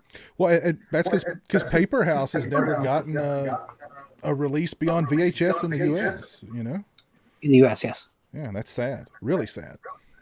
I'm writing that one down. It is on Amazon Prime. I'm not sure if it's in HD or not, but it is on Amazon Prime. I think it literally is standard definition. Full frame. I think it's a horrible transfer because I think I did look at it. Yeah, it's really sad because that is such a good movie. Such a good movie. It's got Mona from Who's the Boss. Well, that raises it another level. Huh? It's a Bernard Rose film who went on to direct Candyman. Oh yeah, Candyman. Yeah. So very unfortunate. There's the Drag Me to Hell. What do people think about that one? That's a PG-13. I only saw it once, but I was not a fan of it. Yeah, it wasn't my favorite either. I don't know that I like that movie, but I do remember feeling like it was pushing the limits of PG-13. Like there's some pretty, not just disturbing stuff, but there's some graphic violence in that, some kind of gross stuff. Very disgusting. From that perspective. That rating is going to be. I'm surprised the title alone didn't give it an R because of how, you know what I mean? Like, just saying, I know how people can be. I mean, you're talking about cigarettes. Well, the title has hell in it and dragging you to there. So, drag me to HE double hockey stick. And that was 2009, I think. That movie came out. Does Sam Raimi directing an MCU movie excite anybody? No. Yeah, I think so. I think what he's going to be directing. The Doctor Strange 2 or something. Doctor Strange and the multiverse of madness or something. Hey, if the guy's working, cool. I like Sam. It's not my cup of tea. I don't watch his movies, but I'm glad he's getting a gig. At Sam Raimi, for God's sakes. Is oddball enough that it makes it different enough that it's not as samey as the superheroes have gotten, so that helps it a little bit too. Am I the only one that likes his Spider-Man? I just love those Spider-Man movies. I love his Spider-Man movie. Well, not 3, but I like Spider-Man 1. Well, I don't even think Sam likes 3. No, I don't think he does either. I love that first one. I saw it in theaters with my mom 7 times. We just kept begging her to go back and see it. To my mind, Spider-Man 2 remains one of the best superhero movies they've made. I mean, hell, one of, just a very good movie, but certainly of the superhero genre, that one's just very, very good. It was so fun. Yeah. And everybody loves Bonesaw. I love Macho Man. Bonesaw is ready. He's shredded in that too. Oh, he's got more steroids running through his veins right there. That's all right. It's Macho Man. That's not steroids. That's not steroids. That's pure 100% uncut macho madness. Just pure macho madness. We got 3 minutes of time. Speaking of macho. Speaking of Mach. You're going nowhere. That's classic, man. Thinking. That's classic. Elizabeth. The cream will rise to the top. Oh yeah. Oh yeah. I had this question. I have a feeling probably Lauren would answer this, but whoever, because this is for me. I want to know this. When did PG-13 rating come about, and was there more than just an agenda of morality in play here? Was this more, because to me, when I think about this, it makes me think like the distributors would be like, hey, let's get us something else because these people, I got this whole group of people who can't see this movie, let's find something in the middle. I feel like there would be a money reason for this to happen. Wasn't it an answer to like a Spielberg movie? Yeah, it was an answer to 2 Spielberg movies. Yeah. Well, tell me about that, because I don't know. They created a rating just for Steven Spielberg. Let's back up a little bit though, because this actually is kind of really what I want to talk about anyway. So there was a time in America where there wasn't a PG rating; there was a GP rating, which was basically the same thing, but it was really the kids' film rating, and eventually that split off into both G and PG. Mm-hmm. And that was a concession to really the live action Disney films, for instance, whereas it wasn't really G anymore if you're going to kill the family dog, but it wasn't R. So what do you do? So they split off that rating into 2 directions. But as we got to the 80s, we started to see 2 films come out that were a little rough for the PG rating, which people still thought, well, if I bring my kid and maybe I cover their eyes a few times, we're fine. Yeah. But then suddenly gremlins were going into microwaves and hearts were being torn out of chests in Indiana Jones. And that created a problem because normally at that time, that level of gore would have been slapped with an R. Absolutely. Mm-hmm. But Spielberg's money were behind both productions. And these were major tentpole releases from a major studio. Remember what I said earlier about who actually funds the MPAA? Mm-hmm. The major studios. If an independent had released either of those films, they would have gotten the R. Yeah. But money talks, and an amazing thing happened. They found a rating for them. After some backlash, they found a rating going forward for that type of movie. And, things like the MCU today thrive in that market, right? Because it allows them to have the level of violence they need, but it's still safe and parents will still go to see the films. And so I believe it was 86 is the year that formally the PG-13 was created, even though it was responding to films in 84. And a bunch of films from earlier actually went reapplied to the ratings board to get the PG-13, because what it allowed them to do at that time is go back into the marketplace. We used to see films get re-released because home video, it was years before films got released. Yeah. So there was a boom of PG-13 films that weren't all necessarily brand new films, but there was a boom of them in the mid-'80s. And guess what became a very, very, very sweet financial property? PG-13 films. So, because there was a thing happening since the 70s, whereas the sophisticated late 20s, early 30s filmgoer, they wanted to see things like The Godfather, Scarface. They weren't going to go see a PG film. But a PG-13 film kind of gave them a little bit of license to say, yeah, I'll go see that. So it actually worked the opposite way. At the same time, in our genre, in the horror genre, we started to have Jeff Overing, I am 46. At the same time, in the horror genre, there was a problem. Because as this is happening and they're accommodating basically films for teenagers, horror films are getting X ratings constantly for sometimes as little as 4 seconds worth of gore. So a lot of people in our community were pushing in the late 80s for a new category, because the problem is if you got an X rating, that was synonymous with pornography. And that meant that your local theater was not, going to bring that movie in, and your newspaper would not advertise it. So you could release it unrated, but the same was true. You weren't getting in the newspapers except in major metropolitan areas, and you weren't getting into movie theaters except in major metropolitan areas. So if you want to make any money, you cut your movie. Again, MPAA, not a censorship board. They never told anyone to cut their films. But if you wanted your film to be successful, then you really didn't have much choice. So ultimately, we got an NC-17, and it proved to be completely pointless because no one dared go for that rating, because R was still the point whereas the theaters and the advertisers were comfortable. But it started a conversation that ultimately had the MPAA start to loosen the reins on what R could contain as far as violence is concerned. It also didn't help that Jack Valente left the stage, who had been decades upon decades the head of the MPAA, who had actually brought a pseudo-government feel to the organization, because he, of course, was a major political figure from the 60s onward. He was on the plane in Dallas Field when Johnson was sworn into office. Moments after Kennedy is dead, we have the future head of the MPAA, in the plane, in the most famous photograph of that's not a coincidence. All I'm saying is that having someone of that stature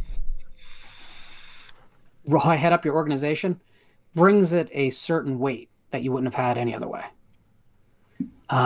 But what's important about all this, and the reason I think that knowing the background is really important, is because all this is losing its footing. And now, basically, the distributors are going to the MPAA saying what they want in a rating.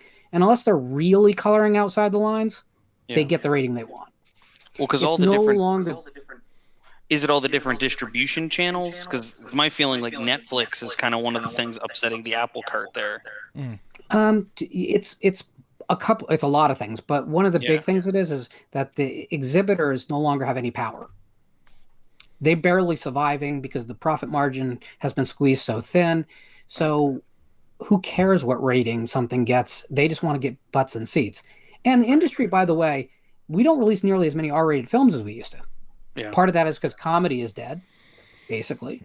But it's also because there is the biggest part of the market is the PG-13 market, which is why it was so important to discuss PG-13. So to give you another idea, and I just read an article about this today, is if you take the Marvel movies and the Pixar movies out of any of the last 5 years at the box office, theaters would all close. It's the truth. The cost of running the business could not be supported based on the profit margin unless you have hits of that size to fill out your schedule. Well, guess what? What are Marvel / Disney doing right now? They're moving new content in their most cherished places to a streaming service they own. They're cutting the exhibitor out. Yeah. So at that point, does a rating even make a difference? In a world where, the exhibitors are holding on by their fingertips and losing even that grasp, they have no purchase. Who cares what something's rated? Right. Does it matter? It doesn't. So this argument about is PG-13 a good thing for the genre, bad thing for the...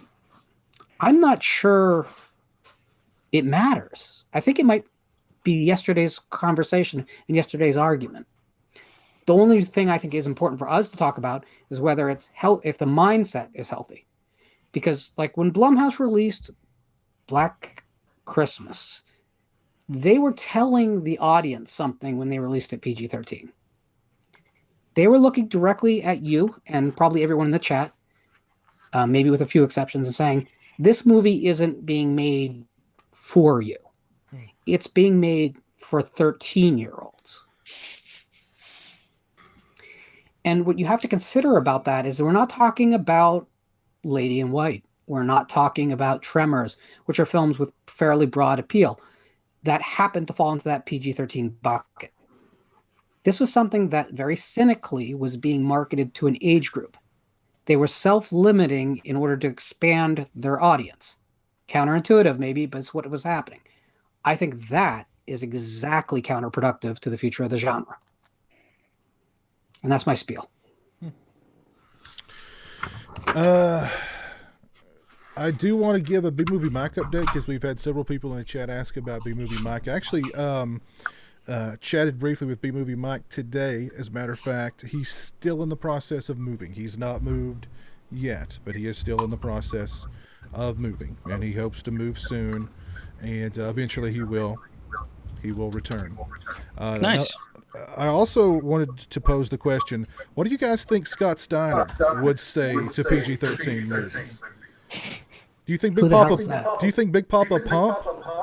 I mean, the Freakzilla would go watch a PG-13 horror movie? The answer is no. Okay, that answer is no. What I think is interesting in all this, though, too, is that, and Lauren's point is well taken, that they're making less R-rated movies.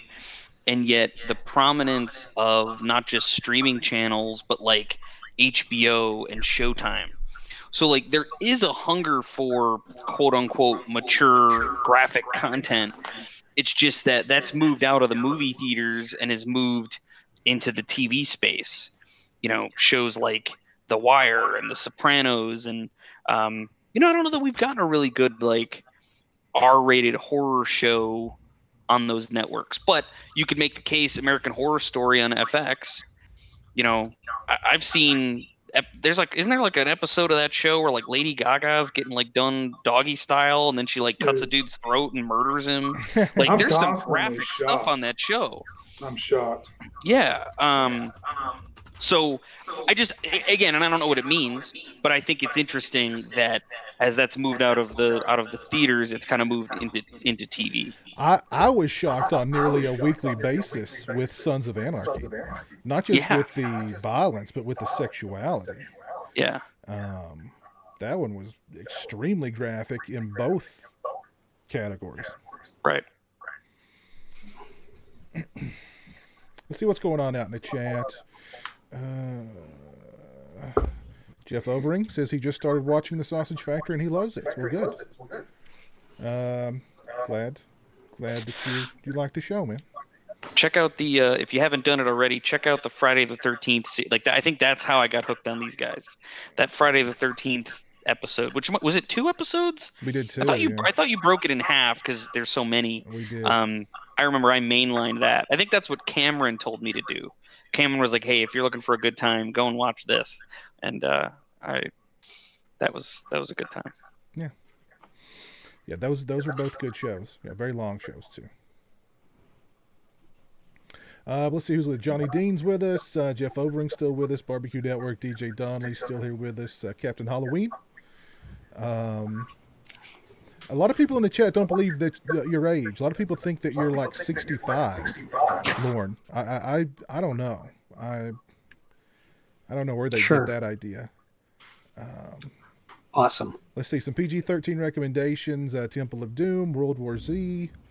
The Prophecy was R, I'm pretty sure. Oh yeah, that had to be R. That had to be R. Mm-hmm. I do love that movie though. A Little Shop of Horrors. Serbian film. I think that was like a PG. I'm sorry. That's next week. PG movies. Let's see.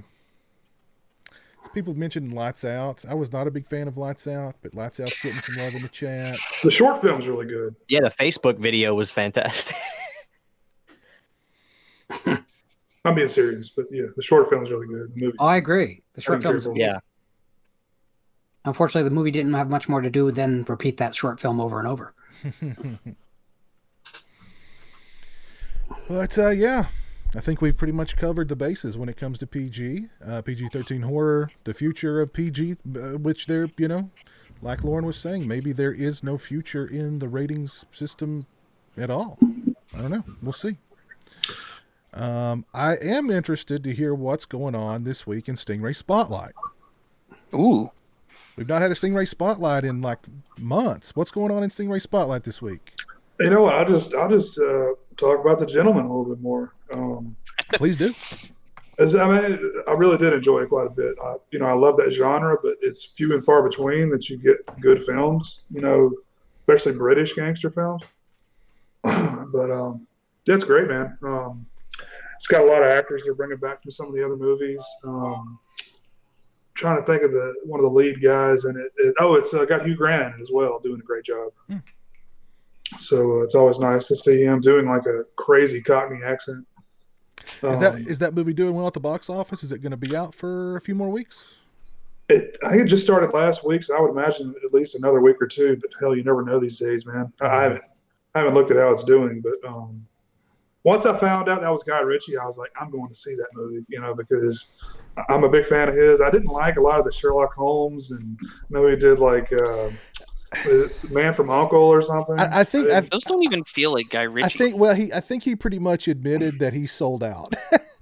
He was very open about, I sold out. I get that totally. He needed a paycheck. Go for it, bro. He made some good money. Hey, we still got our classic. It was Lock, Stock, Snatch, and it was one more that was in that same vein, and I can't think of the name of. But and then this one, they can watch all four of those together, and they would all play well. But it's all about marijuana, in the UK, and that's what McConaughey is. He has this like real elaborate grow operation, and then it's just about other people trying to horn in on his space and stuff. So really cool, really well done, really stylistic, and I loved it, man. Yeah, cool. Yeah, I know. My girlfriend was wanting to go watch it, but then I completely forgot that it even existed. I will be watching, I guess this weekend sometime, Birds of Prey, and I cannot wait. I cannot wait to watch Birds of Prey. And I guess Jeremy's geared up for that one. Huh? He's geared up for that one, but every time Ewan McGregor opens his mouth, I cringe when he talks about that movie, because his talking points are the same in every interview. Misogyny. I'm just like, oh God. So I still haven't even seen him in a black mask in any of the trailers, in any of the scenes. And then, again, maybe I'm getting a little comic booky, but that just kind of annoys me. It's kind of like, in the Spider-Man movies, how Spider-Man takes his damn mask off all the time. It's like, put him in the mask. Ewan McGregor's a good actor. I think he can do it. Yeah. Rock and Rolla was that other movie, wasn't it, Stingray? Yeah. Kenny just said it in the chat. That's I was reading that off in the chat. Yeah. So Birds of Prey, Jeremy's geared up for that. I'll make it somehow. I'll survive it somehow. Let me know what you think, because I'm kind of on the fence about that one. I didn't care for Suicide Squad. Yeah. So this is totally just a Harley Quinn movie, right? This is a prequel, I think. Yeah, it's all about Harley Quinn. It's not a prequel. It's not a prequel. It seemed at this point, because they're sort of getting rid of Justice League and Affleck's not Batman anymore.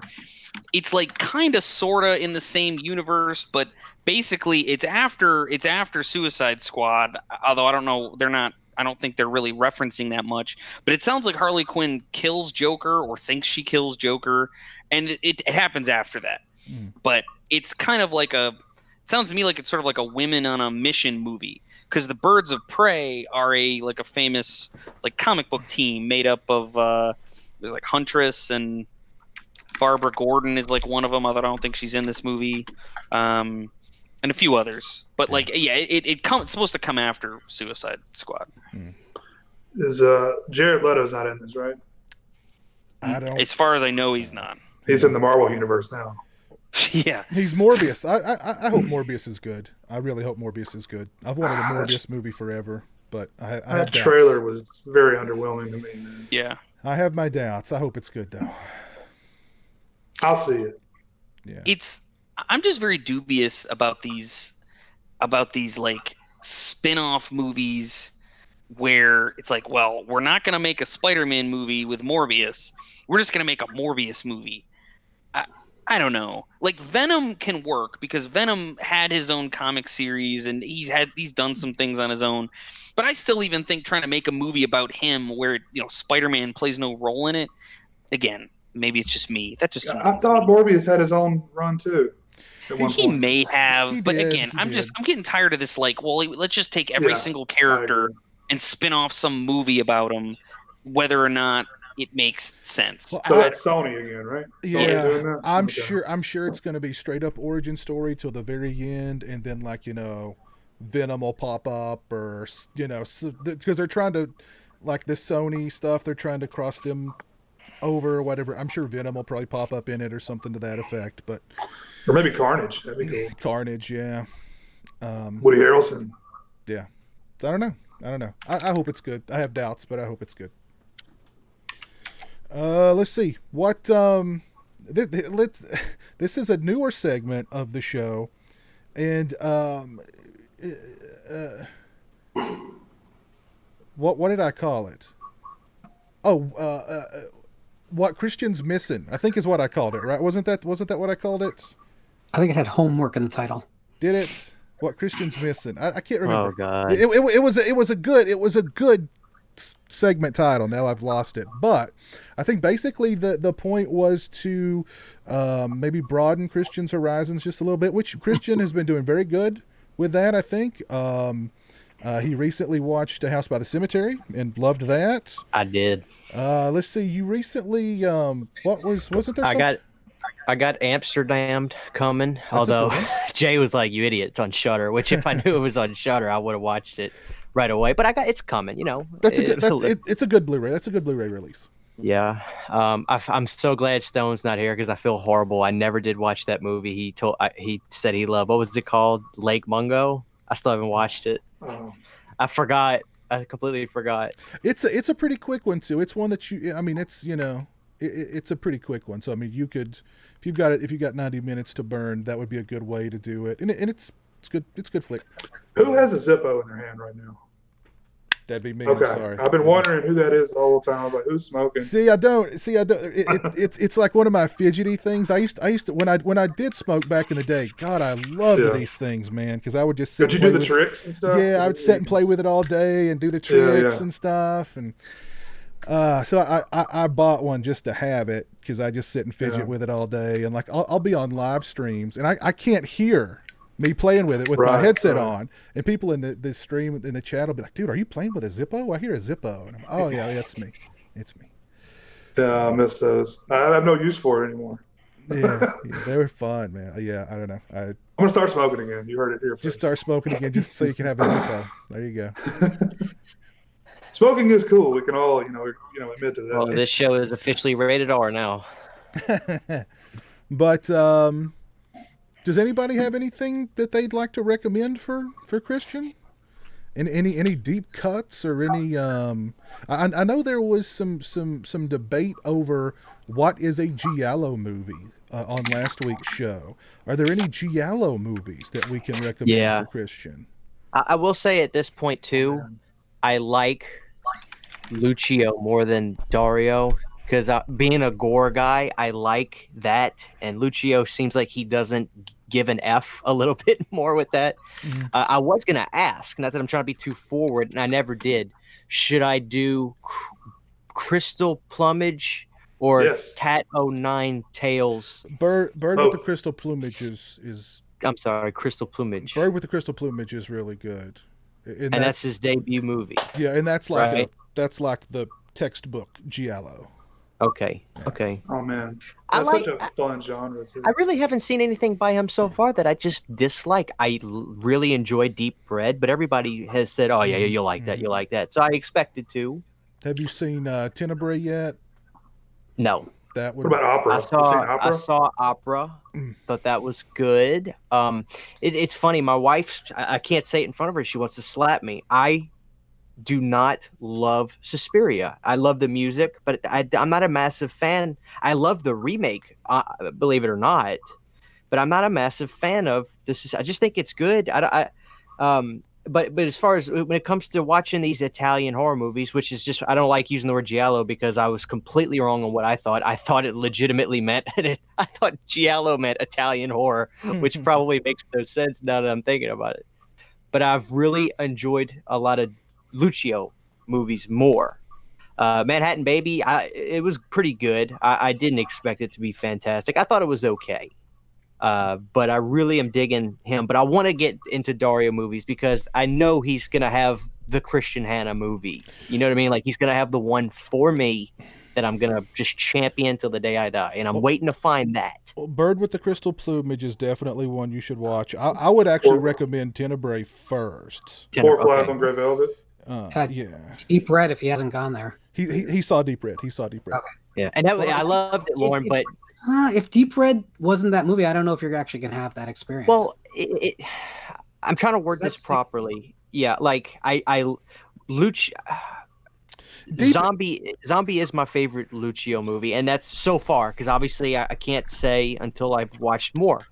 But I'll bury that movie with me. I love it so much. I just want to have that with Dario, and I'm not saying it in a pretentious way. Like I always say, I'm the 99%, right? I watch the bread and butter American horror because I love it, but I want to find my zombie for Dario Argento, and it's not Suspiria.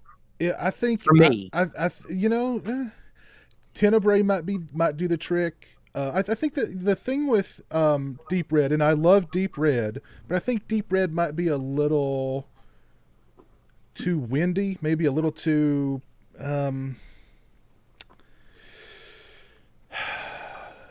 Maybe a little too in love with itself, whereas Bird with the Crystal Plumage and Tenebrae are more straightforward, right for the throat. You know what I mean? Okay. Yeah. Cool. Who else is there besides these two guys? Is there a third guy? Sergio Martino. I'm sorry, Sergio Martino. What's his zombie or what's his Deep Red that I could look up too? Depends. He did a lot. I mean, the probably safest bet would be All the Colors of the Night. But to be honest with you, you could go.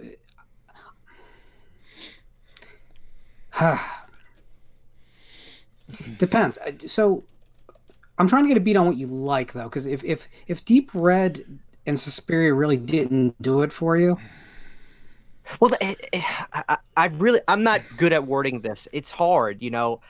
I want to marry Zombie. Mm-hmm. Deep Red, I'll take on a number of dates, but I don't know that I would put a ring on it, so to speak. You get what I'm saying? Zombie's not really a Giallo film. No, it's true. But it's my favorite Lucio movie. Maybe Giallo's just not your thing. I would Stingray mentioned Mario Bava.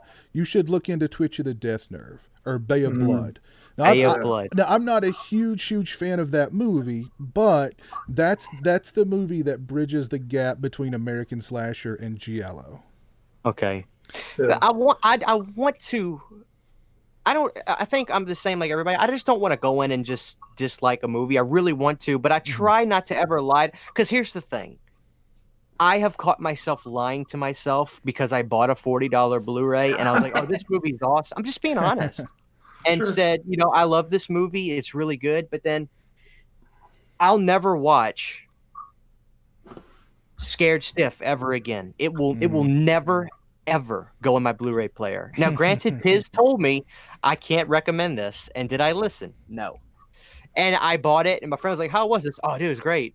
And I lied. and I'm like, you know what, Christian, just really be honest with yourself. So there's just movie, and I can't. There's no formula. I just fall in love with something. If I knew the formula, I would tell you guys. I'm a strange character. I love something, and I love it. Do you have Amazon Prime? I'm going to look on here and see. It's tons. I have Shudder, Netflix, Vudu's free. The paid ones I have is Shudder, Netflix, and I have Hulu. Shudder should have pretty much every. I would think Shudder would have just about all the Argento flicks. I would think.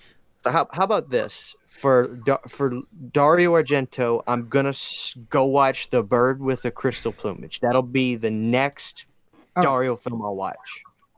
That's Christian Martino. I just was thinking about it better, and All the Colors of the Night is a really good one, but it might be a little 60s psychedelic for you. Okay. The Case of the Scorpion's Tail. Case of the Scorpion's Tail. I think you'll know whether Giallos are ultimately for you with that movie. One of my favorite Giallos is a film called What Have You Done to Solange? Yeah, yes. I love that one. That has a hard crime edge to it. Okay, here's a question. Would you call Alice, Sweet Alice a Giallo? It's Giallo-ish.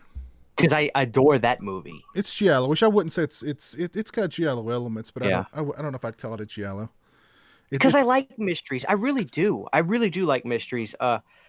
I'm still breaking that layer of me that gets aggravated when the audio doesn't match the mouths. When I was a kid, Toho Godzilla movies, I didn't care.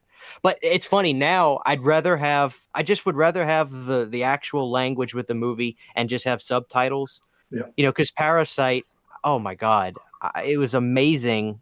That movie, it was so amazing. I think I said in the group chat, I said, guys, I have anxiety. I just can't watch movies like that often because I had so much anxiety watching Parasite. How much was that disc? Do you remember? For Parasite at Walmart, it was no more than $14.99. Okay, cool. That's no more. Yeah.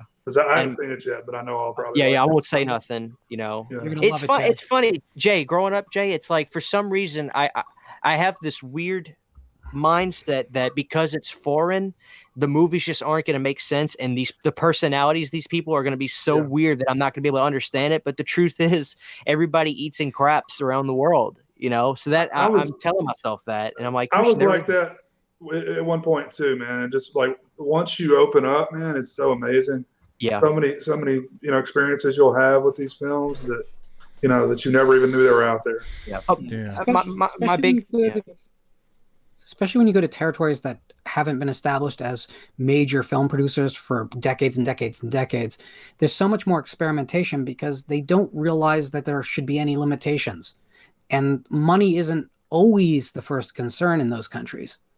In a lot, like when we talk about the 60s and 70s in Italy, it was an art in a very serious way, as well as being a commercial form. In America today, it's the business side is so prevalent that it's hard to get as excited, right? The next Ant-Man movie is not going to excite me as much as some obscure thing coming out of Malaysia that I can tell people freaking bled to make. Yeah. I hear you. But there's Bird with Crystal Plumage, Tenebrae, Bay of Blood or Twitch of the Death Nerve. You can find it either way. They're out there. I'm sure they're probably on Shudder. I tried to check Shudder for you, but it wants me to log back in anyway. I know that some of these Dario movies are in fact on there. Yeah, I know Deep Red is on there. Yeah, I'm sure Tenebrae is on there too, and Bird with Crystal Plumage. Cool. Well, I'm gonna try. I'll promise I'll see at least one of those before next week, and I'll remember to talk about it. Bird with the Crystal Plumage is gonna be my number one priority, though, because I looked that up. I almost bought it, and I was like, you know what? Let me just wait for a minute. Just wait. And it's good. Good deal. Edge of the Axe is not a Giallo, Jeff. No. I did like that though. Because I was expecting it to be extremely bad and just have. I thought the acting was in context now pretty good. I actually did. I was like, you know what? because Arrow has really put out some terrible movies, and I love Arrow, but they've put out some absolute bad movies. And I mean, some movies that give Vinegar Syndrome a run for their money. But I was really impressed with that movie. I was like, this is actually, and it was supposed to be filmed where? Madrid? Yeah. They fooled me. They did an excellent. They fooled me. They did an excellent job of making Madrid look like, Yeah, fantastic. Yeah. I thought that was that's definitely going to be rewatched because there was a couple spots where it's like, okay, let's go. But other than that, I was like, man, this is cool. This is really cool. So I enjoyed that movie a lot. Mm-hmm. So I think we've pretty much said it all. I think we've said it all tonight, guys. Let me give some shout outs to everybody who's still watching. Jan Man Chronicles, what's up? Even though you don't like Parasite, that's all right. You're still human. You're still all right in my book. Jeff Overing's still with us. Roland 666, what's up, Roland? How are you doing? Movie Man 95, still with us. Barbecue Network still hanging in there.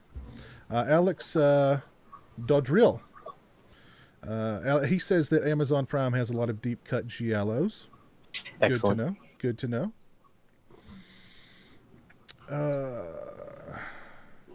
Yeah, Amazon Prime has a lot of great stuff, like cheesy stuff from the 80s. You'd be surprised. Mm-hmm. Stuff that, it's so amazing, man. Like 10 years ago, I was having to track this crap down. And it's on Amazon Prime streaming right now. Exactly. So that's a great time we live in. Other people can watch this stuff. Captain Halloween says, don't know if you take suggestions for show topics, so I'll just leave this here. Police Academy franchise megasode. That sounds right up Lauren's alley. I know. That moan, that was an orgasmic moan from Lauren. He loves Police Academy. Loves it. Do you think we could get Gutenberg on here with us? Oh, yes. I'd love to. Do it. I'd love to get the Goots on here, man. Let's see.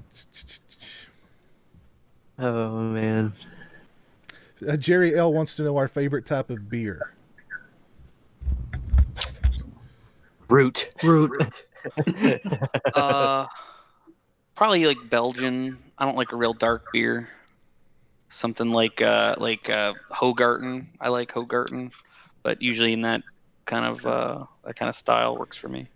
I'm not too picky when it comes to beer. I just I'll pretty much drink. I just like beer. What you got? I just don't. In college, I drank so much shitty beer. Like, I just cannot stand shitty beer now. Like, Budweiser and all that nonsense. It's like, I don't want any part of it. If I'm going to have a beer, I'm going to have a good one. So, you go with a Red Stripe, a Corona. Those are good. My personal favorite is a Newcastle. I like Boddington's Pub Ale. That's good. Mm-hmm. I'm not a big fan of pale ales. I know that's like a really popular thing these days. Yeah. I just don't care for the hoppy flavor. I don't like that either. I do like some Corona. Corona is good. I don't mind some Heineken every now and again also. But yeah, I'm pretty easy when it comes to beer. Pretty easy.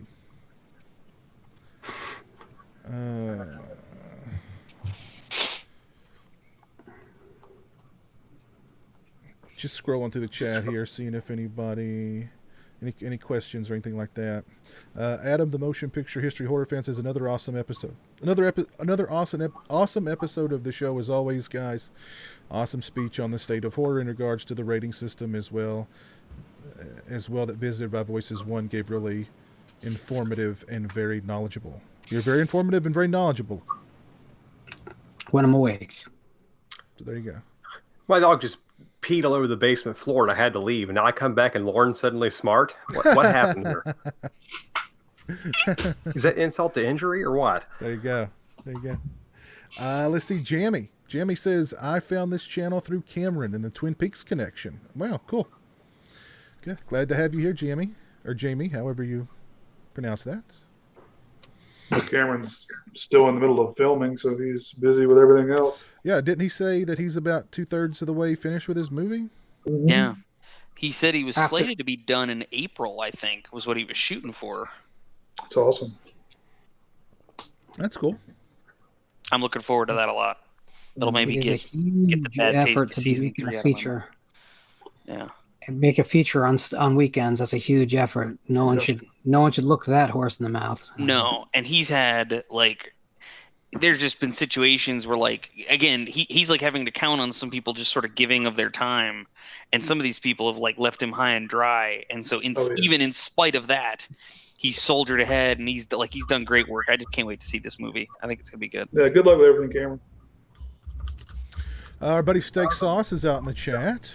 Devin Dungan says he's enjoyed the show tonight. Thank you, Devin. Mr. McNugget says I farted earlier, and this mic is super sensitive. Anyone hear it? I did not hear it, so I think you might be good, Andrew. Okay. I think you might be good. Because I caught just a little clip on this little sliver of ear I leave out of this ear cup right here. I'm like, oh, man. Oh, jeez. But yeah, all right. Well, big thanks to everybody who tuned in tonight. Thanks to everybody who's still with us, who kept it a very, very lively chat. And thanks to everybody who joined me tonight. Christian, Eric, Jay the Stingray, Lauren, Andrew. Thank you, guys. Very, very good show tonight, I thought. But anyway. Oh, I see what we did there. I see what we did there. I don't have anything quite that, but I'll check this out. There you go. Bunch of Nancy's. There you go. I'll see what you guys are doing. All right. Well, we will. We'll see you guys again real soon. Thanks for tuning in again. Have a great week, and we'll see you next time right here on the Sausage Factory. Peace.